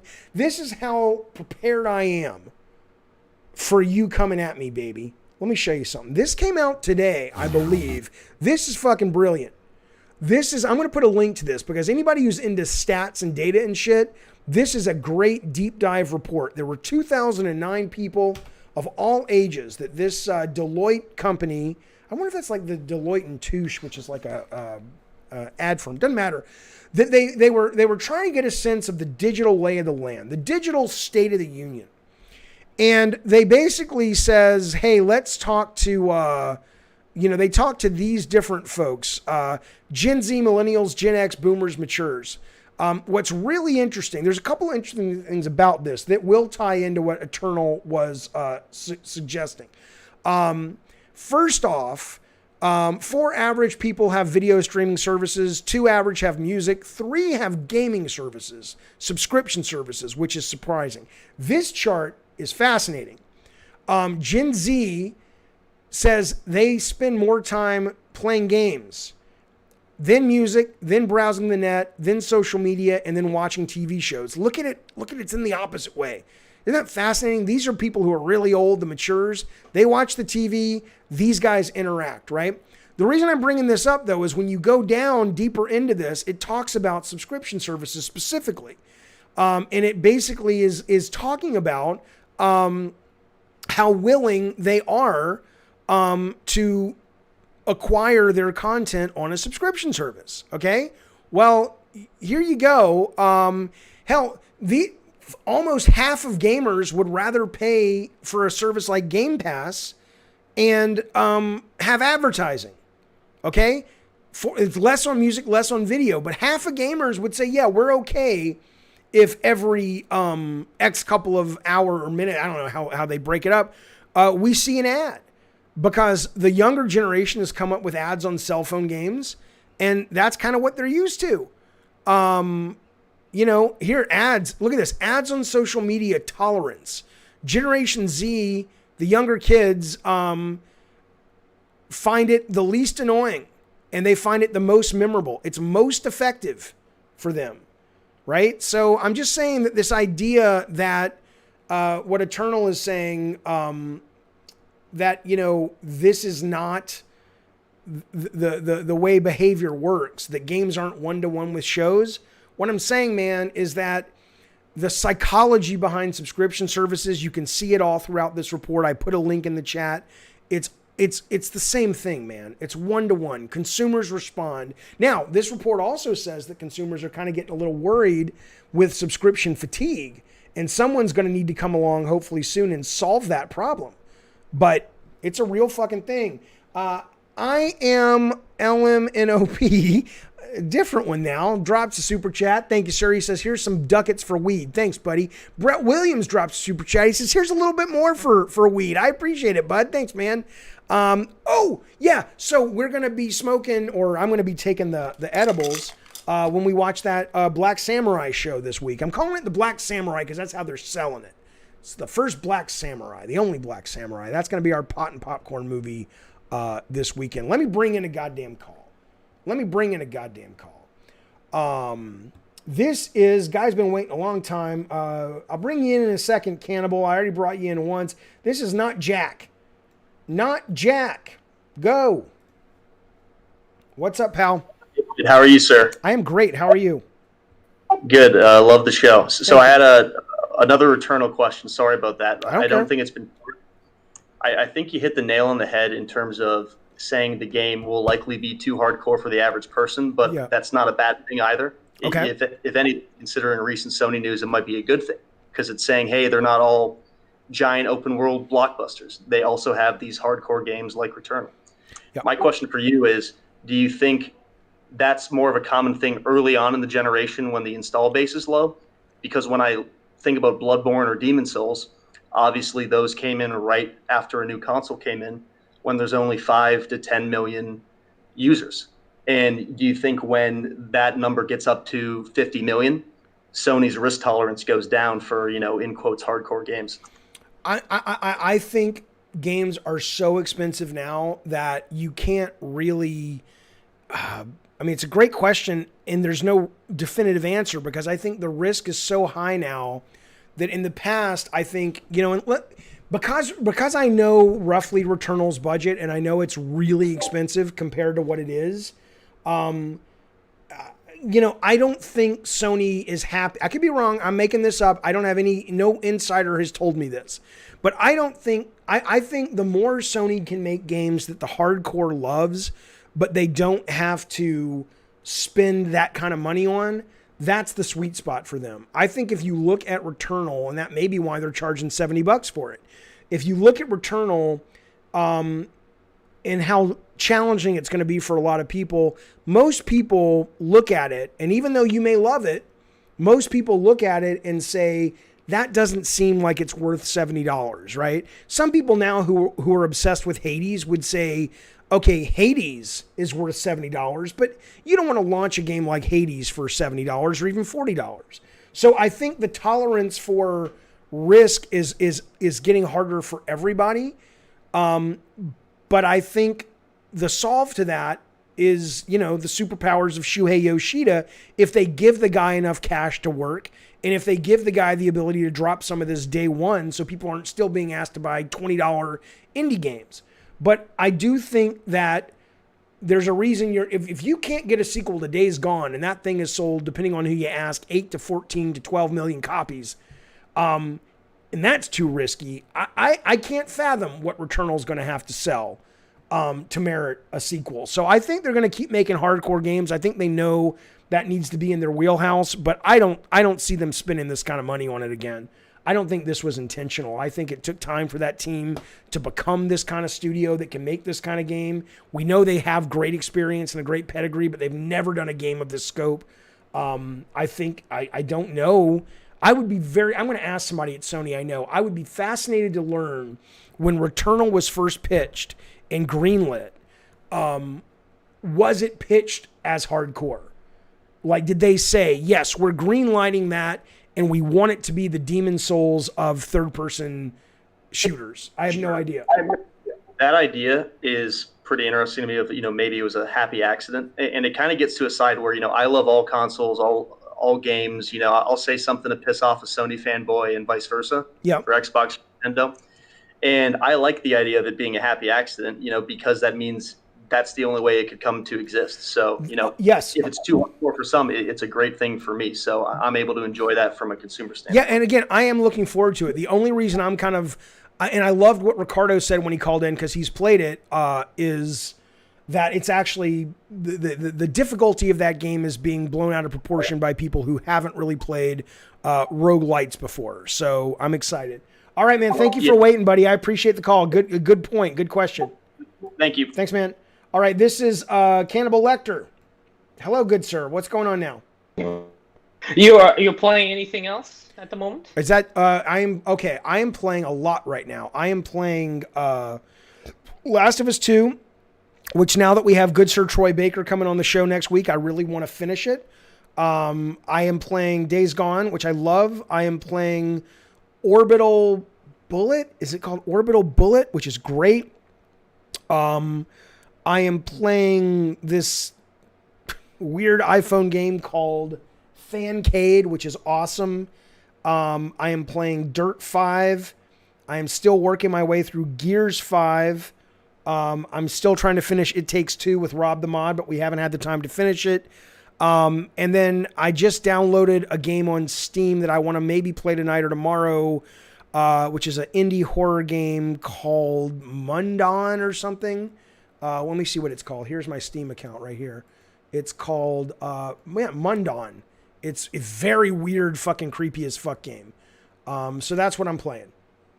Cool. Yeah. Jeffy, I'm sorry to join again. I just wanted to give my 2 cents in regards to the whole concept of free in Game Pass or any subscription. Yes, I want to tell you before you get to that, I want to give you my take. I find it so obnoxious when people come at me like, they're like, it's not free. Haha, gotcha. It's like, I know it's not free, motherfucker. I know Netflix isn't free. I know Hulu's not free. I understand. I'm not a child. Every month, shit leaves my bank account and it goes to those motherfuckers. But psychologically, it is free. I'm not saying you. I was going to agree with you. Yeah, go. Yeah. And the reason I'm going to agree with you, like in the future, I'm going to subscribe to Game Pass to play Halo, Forza, Hellblade 2, right? Yes. I'm paying $15 for those 3 games. Yeah. Everything else, for me, it's free. Okay, yeah, right. It's a great point. It's a great way to look at it. And again, I mean, if, I have been very interested in people who call me who were opposed to Game Pass or subscription services in general, who can actually come at me with real facts. But they just really can't. They talk about sustainability, and then I point them to a great deep dive article that Eurogamer did explaining how it's sustainable. I point them to the head of Game Pass who said that they're starting to pay off their expenses now. I point them, anything they offer up, I'm not saying they're wrong, but I'm like, well, what about this? What about this? What about this? And they just, it's like, it's almost like sometimes I want to debate Game Pass or PS Plus or now with people that aren't so emotionally goddamn invested, because it's like, I get that you don't like it. You have a right not to like it. I respect that you want to own your games. I respect that you are worried what Game Pass may do, but it hasn't done it yet. But don't fucking come at me with just your emotional arguments, because it's, I'm not like, in junior high debate. Give me something real or shut the fuck up.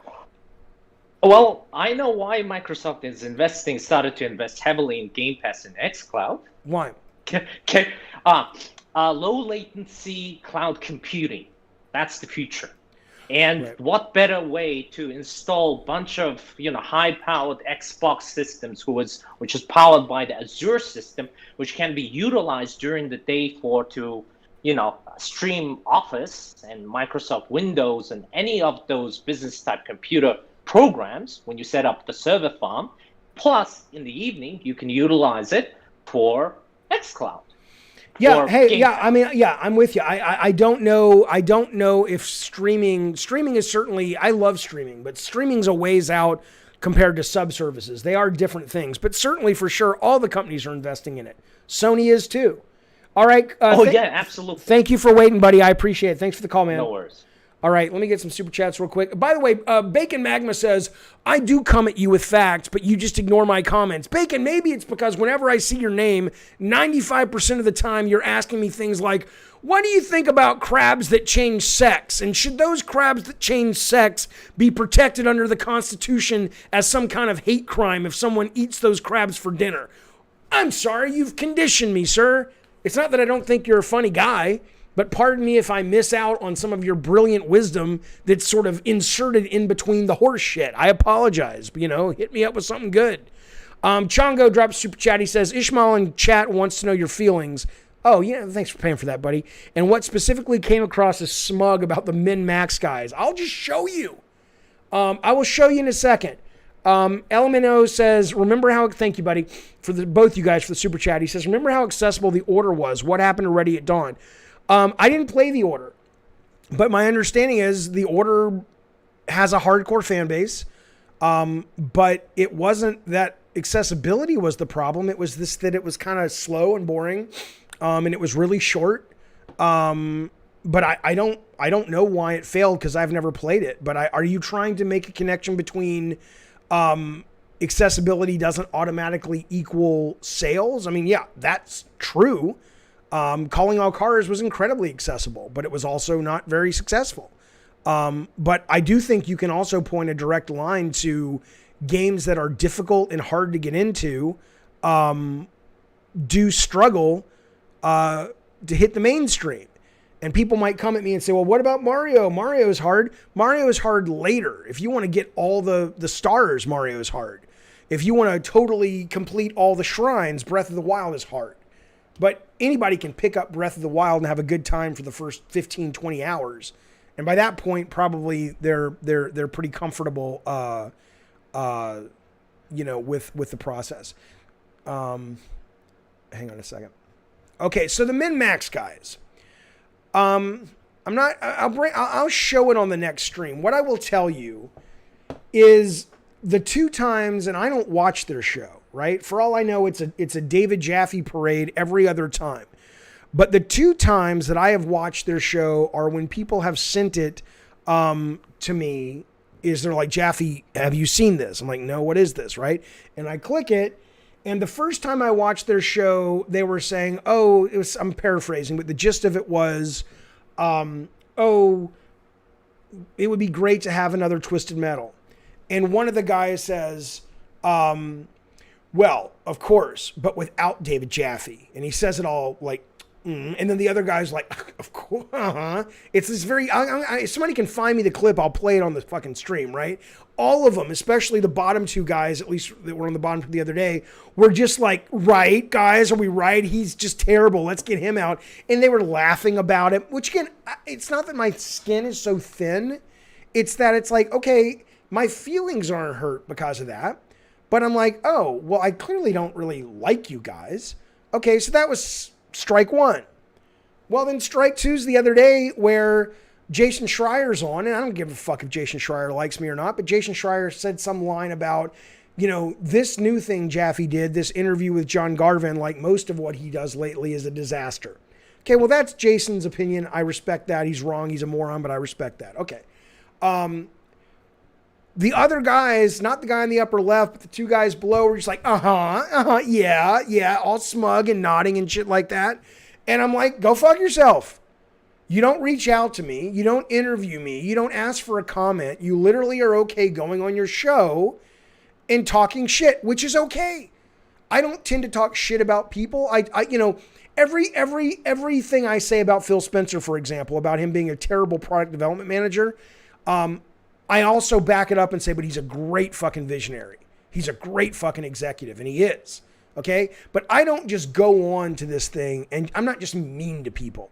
Okay? And it's okay. They have my support of their First Amendment right to be as mean to me as they want to be. But don't ask me to not call them out on it. That's my answer. I hope that makes sense. Okay. This is Zim, and then I'm going to get some non-super chats. I see them coming in. I appreciate it. You don't have to pay to be heard.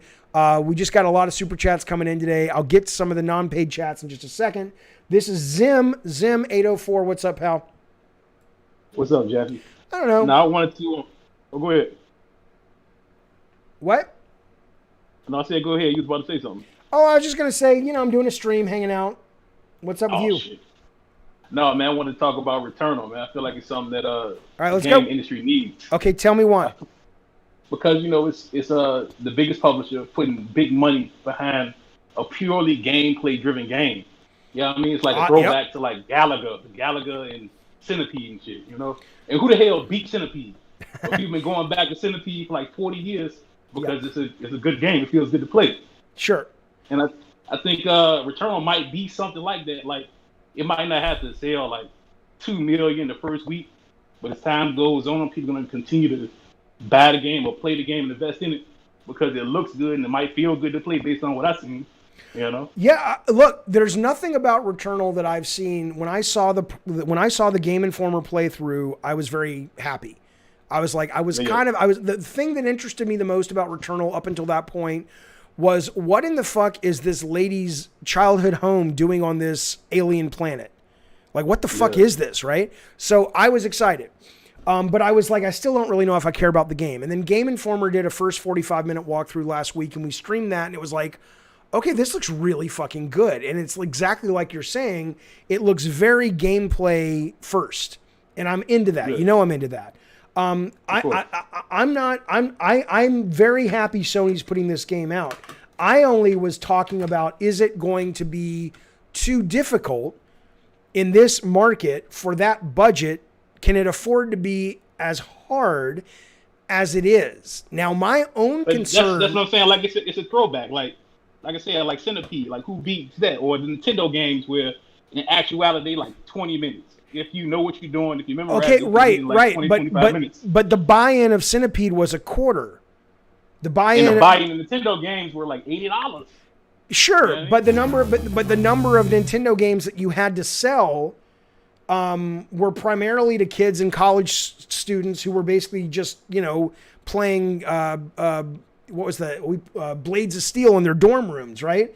I mean, the budgets were nothing. I always say that, like, we spent $850,000 to make Twisted Metal, and the thing sold about 2 million copies at the end. I mean, do the math at $50 on a $850,000 budget. But now when you're spending upwards of, well over 150 million on a lot of these games, I don't know what the Returnal budget is. I know it's high. It's a lot more risky. But I'm glad they're making it. I'm very happy. Do you think they're in that Goldilocks zone? Yeah, we're in a new generation. Not many people have PS5, and they're just desperate to play anything. So they might not really buy something like that maybe 5 years into the generation, but being that we only like 6 months in, fuck it, I need something to play. I think the Goldilocks zone is a perfect way to put it, because it's. I do think Sony should and will continue to put out, interesting, quirky games. Maybe not to the degree they used to, but I don't think it's as bad as the article said. And seeing this game and hearing people play it, it's not even as bad as I was concerned it was, although it is a little weird, some of the other stuff happening. But let's assume the sky still might be falling, but not as bad. But I do think in the future, they're not going to be able to spend as much money. So right now, it is exactly a Goldilocks period where these guys were able to get away with that budget. And they're thinking, it's kind of like when the Nintendo 64 launched. I think it launched with 10 games. And one game. It was like Mario 64 for like a year, and then they came out with the Star Wars joint. No. It was Mario 64. It was Pilot Wings. There was like Cruis'n USA. There was Killer Instinct. The reason I know this is that the industry had to kind of step back a little bit, because every one of those games sold 1 million copies. And everybody in the industry, but a lot of us were going into meetings and going, what do we learn from that? And it wasn't that, oh my God, Cruisin' World is the best game ever that's worth 1 million copies.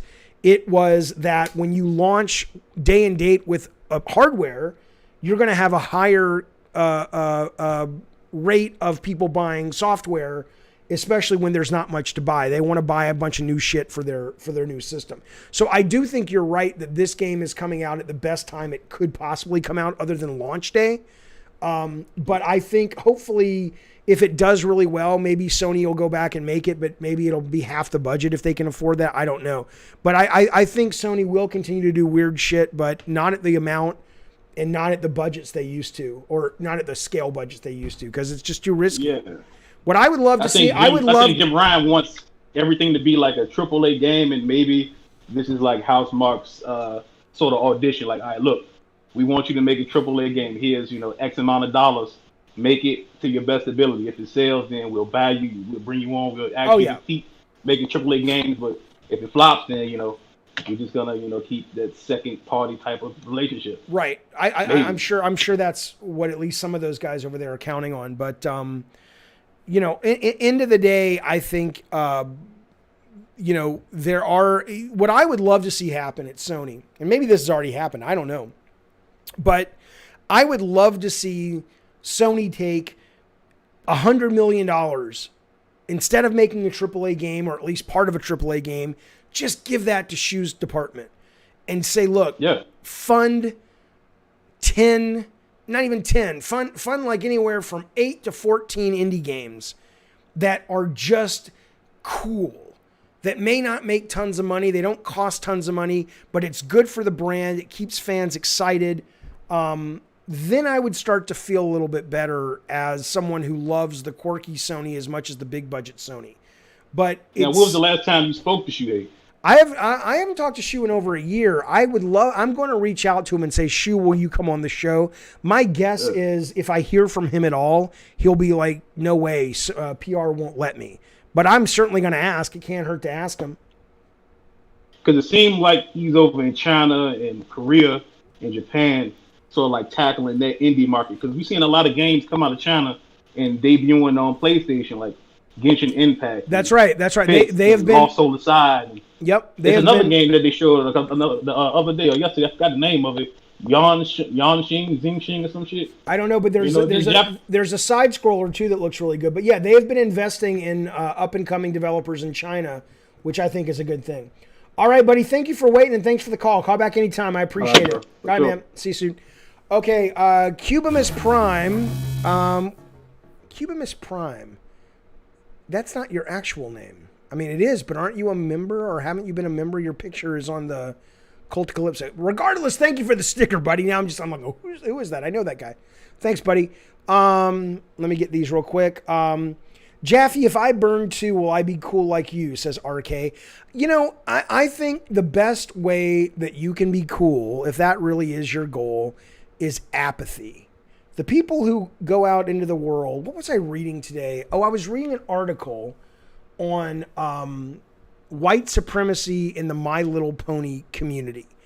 And they were talking about, the kickoff of the article was talking about how why even grown-ass men are bronies to begin with. And the line really struck me the way they expressed it. They said, well, the issue is, some of these guys are just like, look, I really genuinely like the cartoon. They said, but a lot of these guys are like, they think it's kind of ironic and funny, and that's why they like it, right? I think the minute you do something with the intent for it to be ironic is the minute it's no longer ironic. So the minute you do, I know you weren't really asking me the question of how you can be cool, but I'm telling you anyway. The minute you do something with the intention to be cool is the minute you're fundamentally not cool, is all I'm saying. Josh, thank you, sir. He says, now that I know it's hard, meaning Returnal, it may turn me away. If I pay $70 and I can't finish it, I'll be kind of pissed.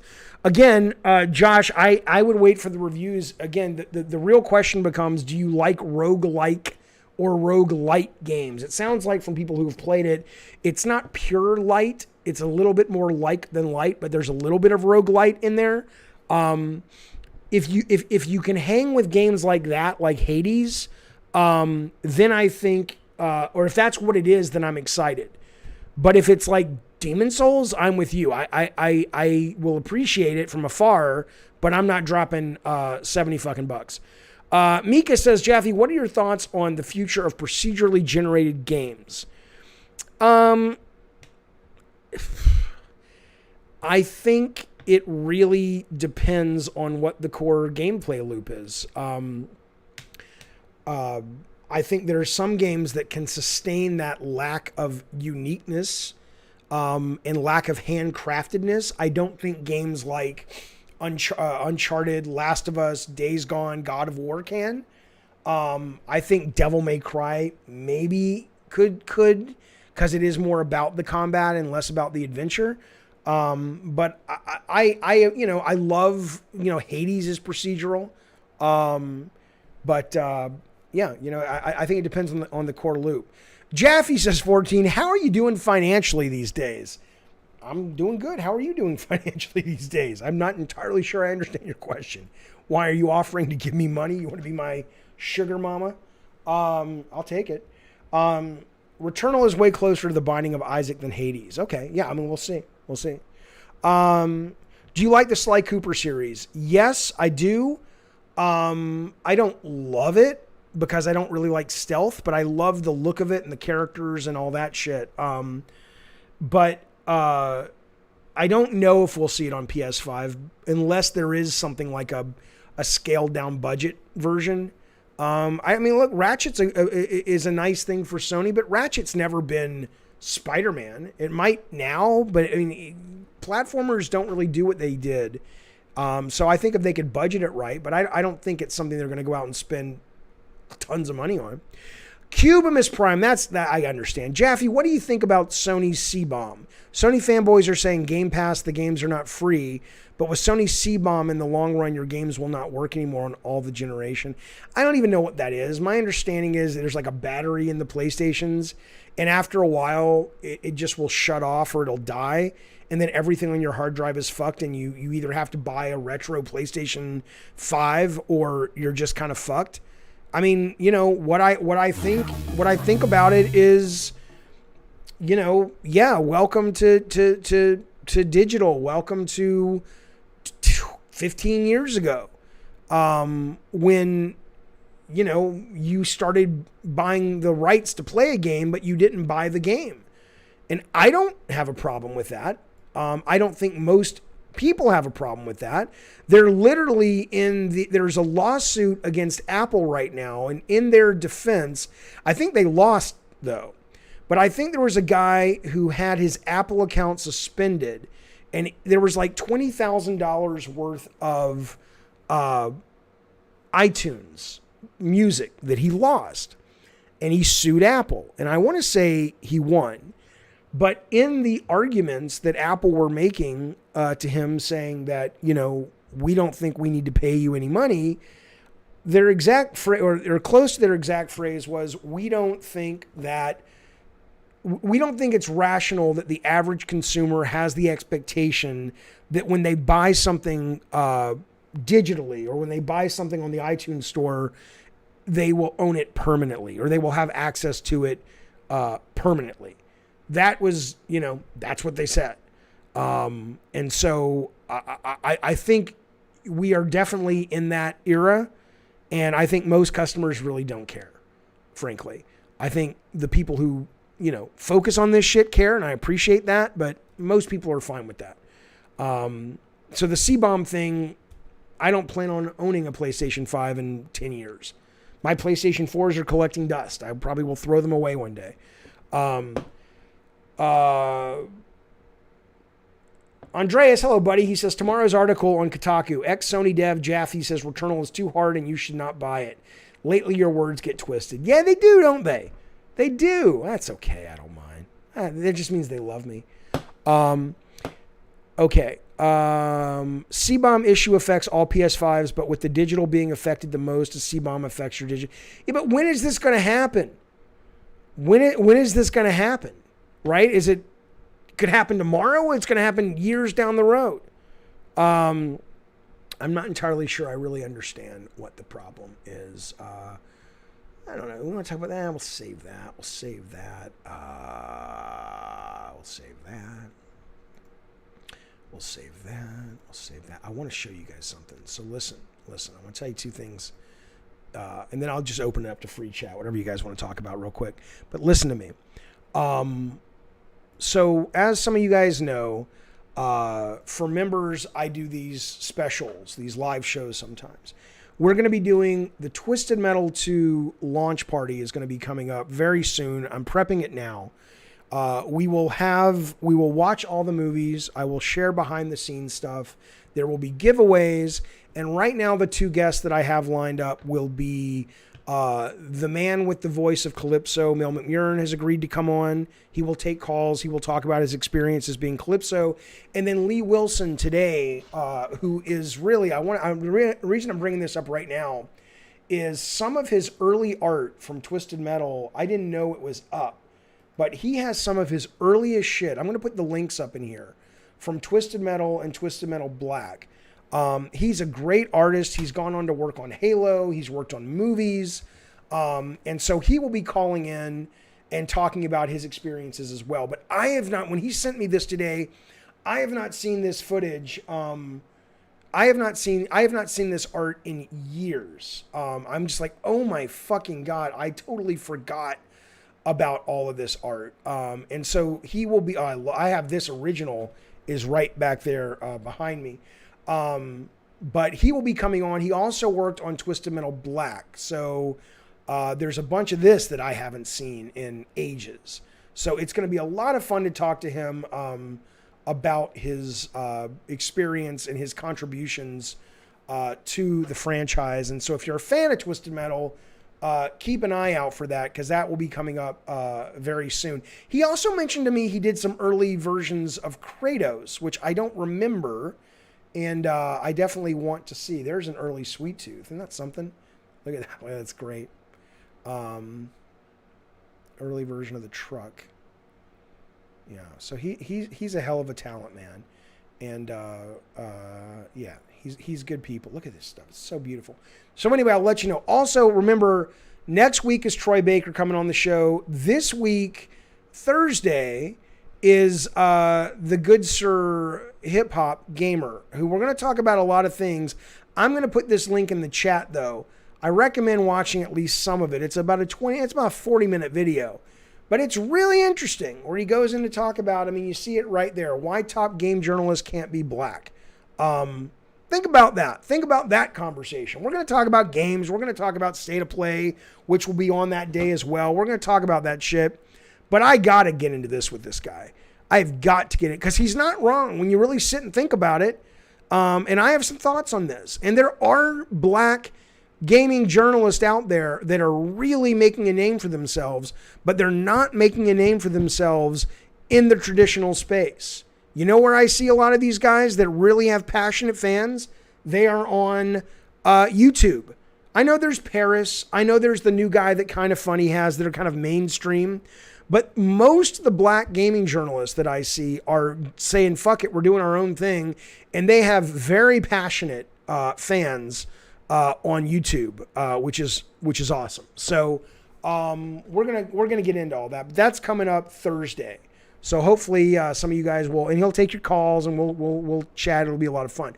Okay, so now is the point in the chat for at least a little bit. I'll answer whatever the fuck you guys want to talk about. Let me move this so I can get a big screen and I can see your chat. And I have news. I'll get to news tomorrow or whenever the next stream is.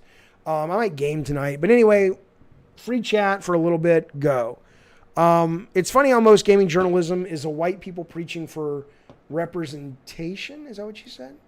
Where did that go? I think you deleted it. Oh, okay.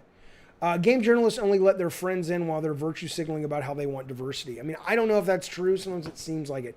This is a lie. Stop pushing social justice warrior agenda. Bella Seal,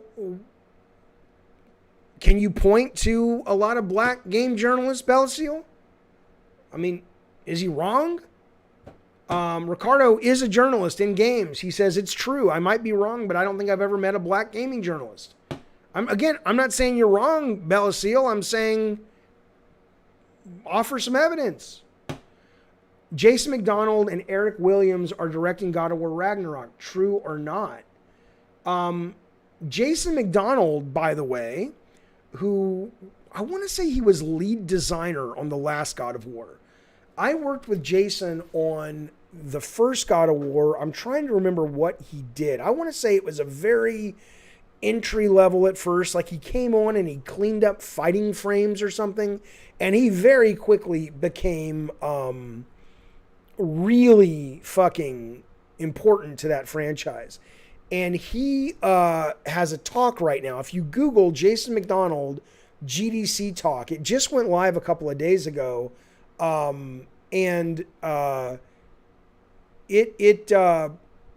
It's really interesting. He talks about the camera and the combat in God of War and why they made changes to it. Really good stuff. I highly recommend it. I'm not ignoring your question, but I'm not going to tell you who's directing the new God of War. That's not my story to tell. Why would I ever do that? A lack of representation of any factor in any given area does not equate to discrimination or wrongdoing. But that's just spoken like an uneducated white guy, right? Because you're so defensive already. No one, this is why this is such a problem. This is why this is a problem, is because it is a very complicated issue. And people understandably get very defensive, okay? I'm not calling you a racist. I'm not saying that. What I'm saying is, in my opinion, there is systemic racism built into the DNA of America. There is genocide built into the DNA of America, okay? That doesn't mean you're a racist. It doesn't mean that you don't like indigenous tribes. It means that you can't look at the history of America and pretend that a lot of people haven't benefited from treating a lot of other people really bad. And that is not acceptable now, although some people still do it. But on the whole, I don't think most people are racist or anti-Semites or anything like that. But I think fundamentally, the systemic racism is still there. And in that, it translates practically into less opportunity and less chances for people who, frankly, aren't white, aren't male, aren't straight, aren't cis, to have more opportunities than other folks. It does not mean that a straight, white, Christian, 6'2", all the things that you're supposed, that the perfect dude is supposed to be in that mentality. It doesn't mean that that person can't have their ass kicked by a really hard life. in a really rough set of circumstances. It just means that if you have any or all of those other elements in your character sheet that you rolled a character on, you're going to have some of those challenges amplified, is all. Bellicel says, you didn't discuss my answer. Clearly you're pushing agenda. I mean, is agenda opinion? If what I just said, if what I just said is an agenda, all right, sure. But I don't think it's an agenda. Take says, the issue is that these disparities are multivariate. Why don't we talk about the lack of women as plumbers or sewage cleaners? I don't know, because maybe those aren't desirable things for people. Right? Well, Greg Peck says I'm out. Then be out, man. I mean, look, Greg Peck, if you're still here, the idea that think about this. I'm not calling you an asshole. Think about how fucked up we are as a society. I'm not calling you an asshole. I'm not calling you an asshole, Take. I am literally telling you what I believe. Okay? If I'm wrong and you can express that wrongness and tell me how I'm wrong, that's okay. I'm an open-minded guy. But the fact that this guy is just like, I'm out. Why? Because someone said something that you don't agree with? It's the most ridiculous thing in the world. You know, I mean, why can't we just have a conversation about it? Why does it have to push you out of a chat? And I'm just answering a guy's question. Just because you don't agree. I don't agree with a lot of things people say. But it doesn't make them not my friends. Colin's going to come on my show. I'm going to come on his show. It's probably a bunch of stuff we don't agree with each other on. But that doesn't mean I don't like the guy. I just don't understand. What about Imran Khan? What about him? I don't know who that is. It sounds like he's a journalist. What about him? I'm not saying there are no non-white male journalists. I'm just saying that I think Hip Hop Gamer has a point that there's a real lack of them. There's not no black folks working in video games, but there's not a lot of them. Yeah, I saw Rob the Mod bought the racist mug. I appreciate it, buddy. Rob's got ducats now. He's working. He's a working stiff. Your view is incredibly simplistic, which makes the world easier for you. Okay, well, Umbral, again, that means nothing to me. If you were to say, Jaffe, your view is incredibly simplistic, and here's why. And you don't come at me and quote some horse shit about the Jews run everything. My daddy told me that. If you literally come at me and you say, Jaffe, here's why your view is simplistic, and it doesn't work for me. Okay, what's simplistic about it? And I don't know how old you are, Umbral. Maybe your generation just wasn't raised very well to debate and discuss things and not get so threatened by it. If my view of race in America is wrong, cool. Then explain it to me. But this idea that we can't... And look at this guy, Phantom Raven. Why are my comments being censored? Thumbs down. They're not, Phantom Raven. You two... This is what I'm saying. You guys are so quick on the goddamn trigger to assume that everybody's out to sort of rub your face in this shit. I don't censor comments. There's like 3 different words, hate speech words, that I don't let people say. Right? That's it. And I'm not going to tell you what they are. YouTube historically will use their own AI to say that I'm not going to let go.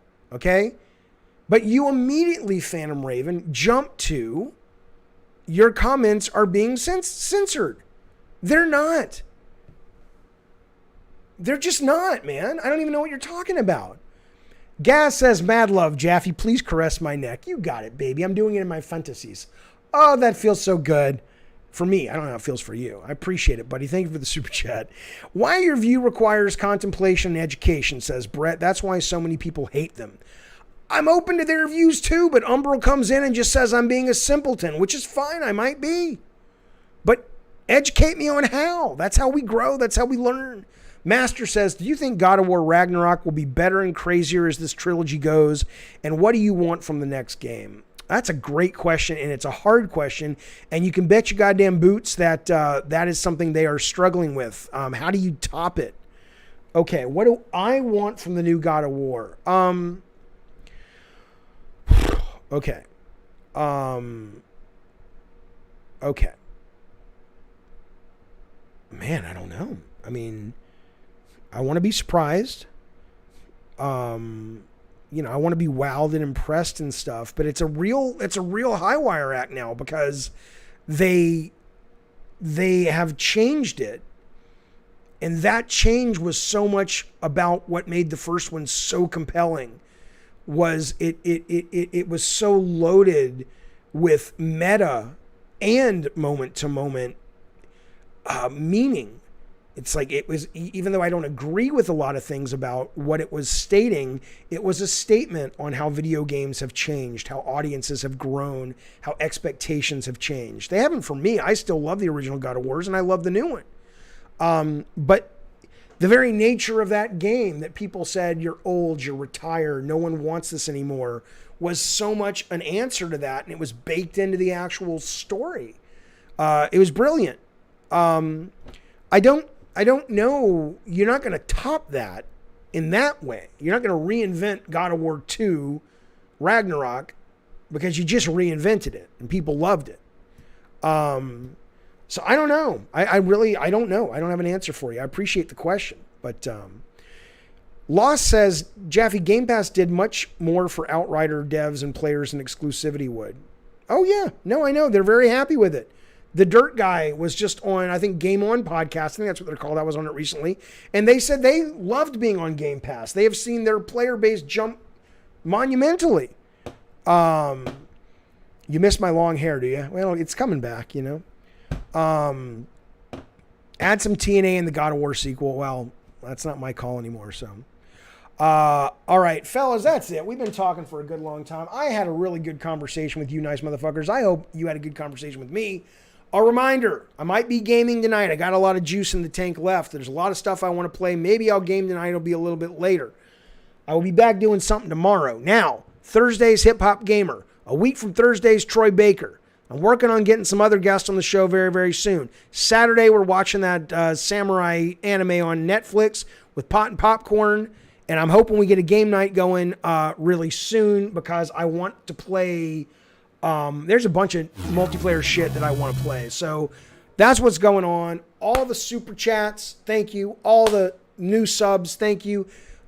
Take Mura says, Jaffe, I respect your view. Thank you, sir. I respect yours too. I'm not white. I'm Puerto Rican, and I would love to discuss this with you further sometime. I enjoyed the chat. Me as well, sir. And, I need to figure out a way to discuss this when it's not on the gaming channel. Because as you can see, whenever I talk politics, a lot of people bug out. And they really just think that they can't hang in there for it. And I just think that's so tragic that that you just can't talk about things with people that seem a little different.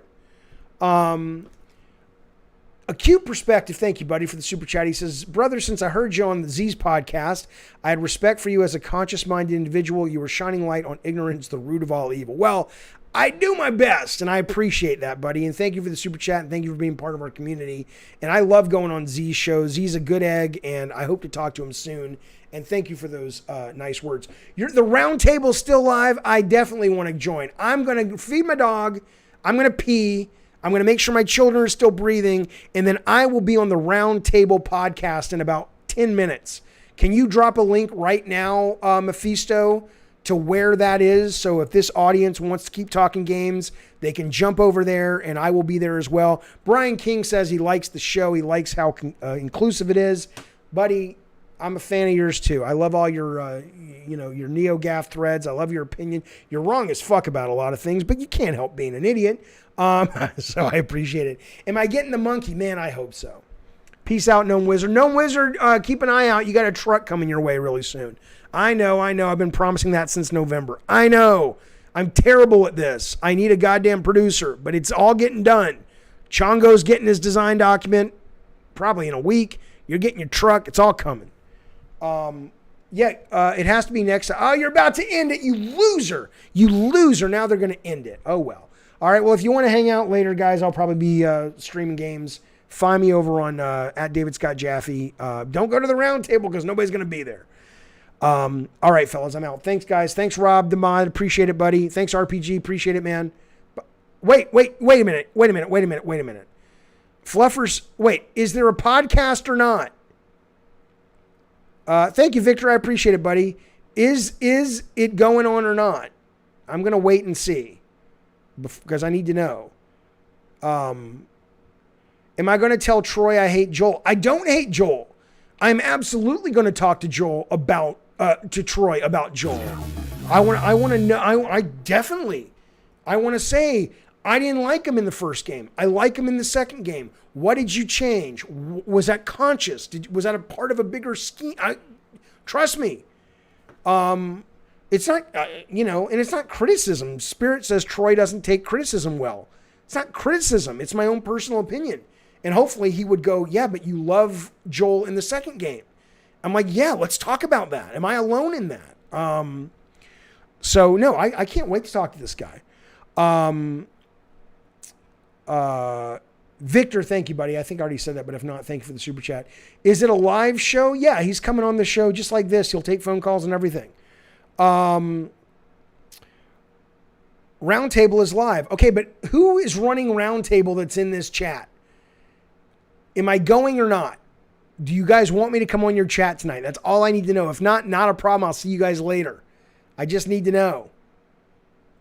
I don't think I would do a good interview baked. I would look, if he and I get along, I would love to have him come back on and let's play some games and talk totally high as a goddamn kite.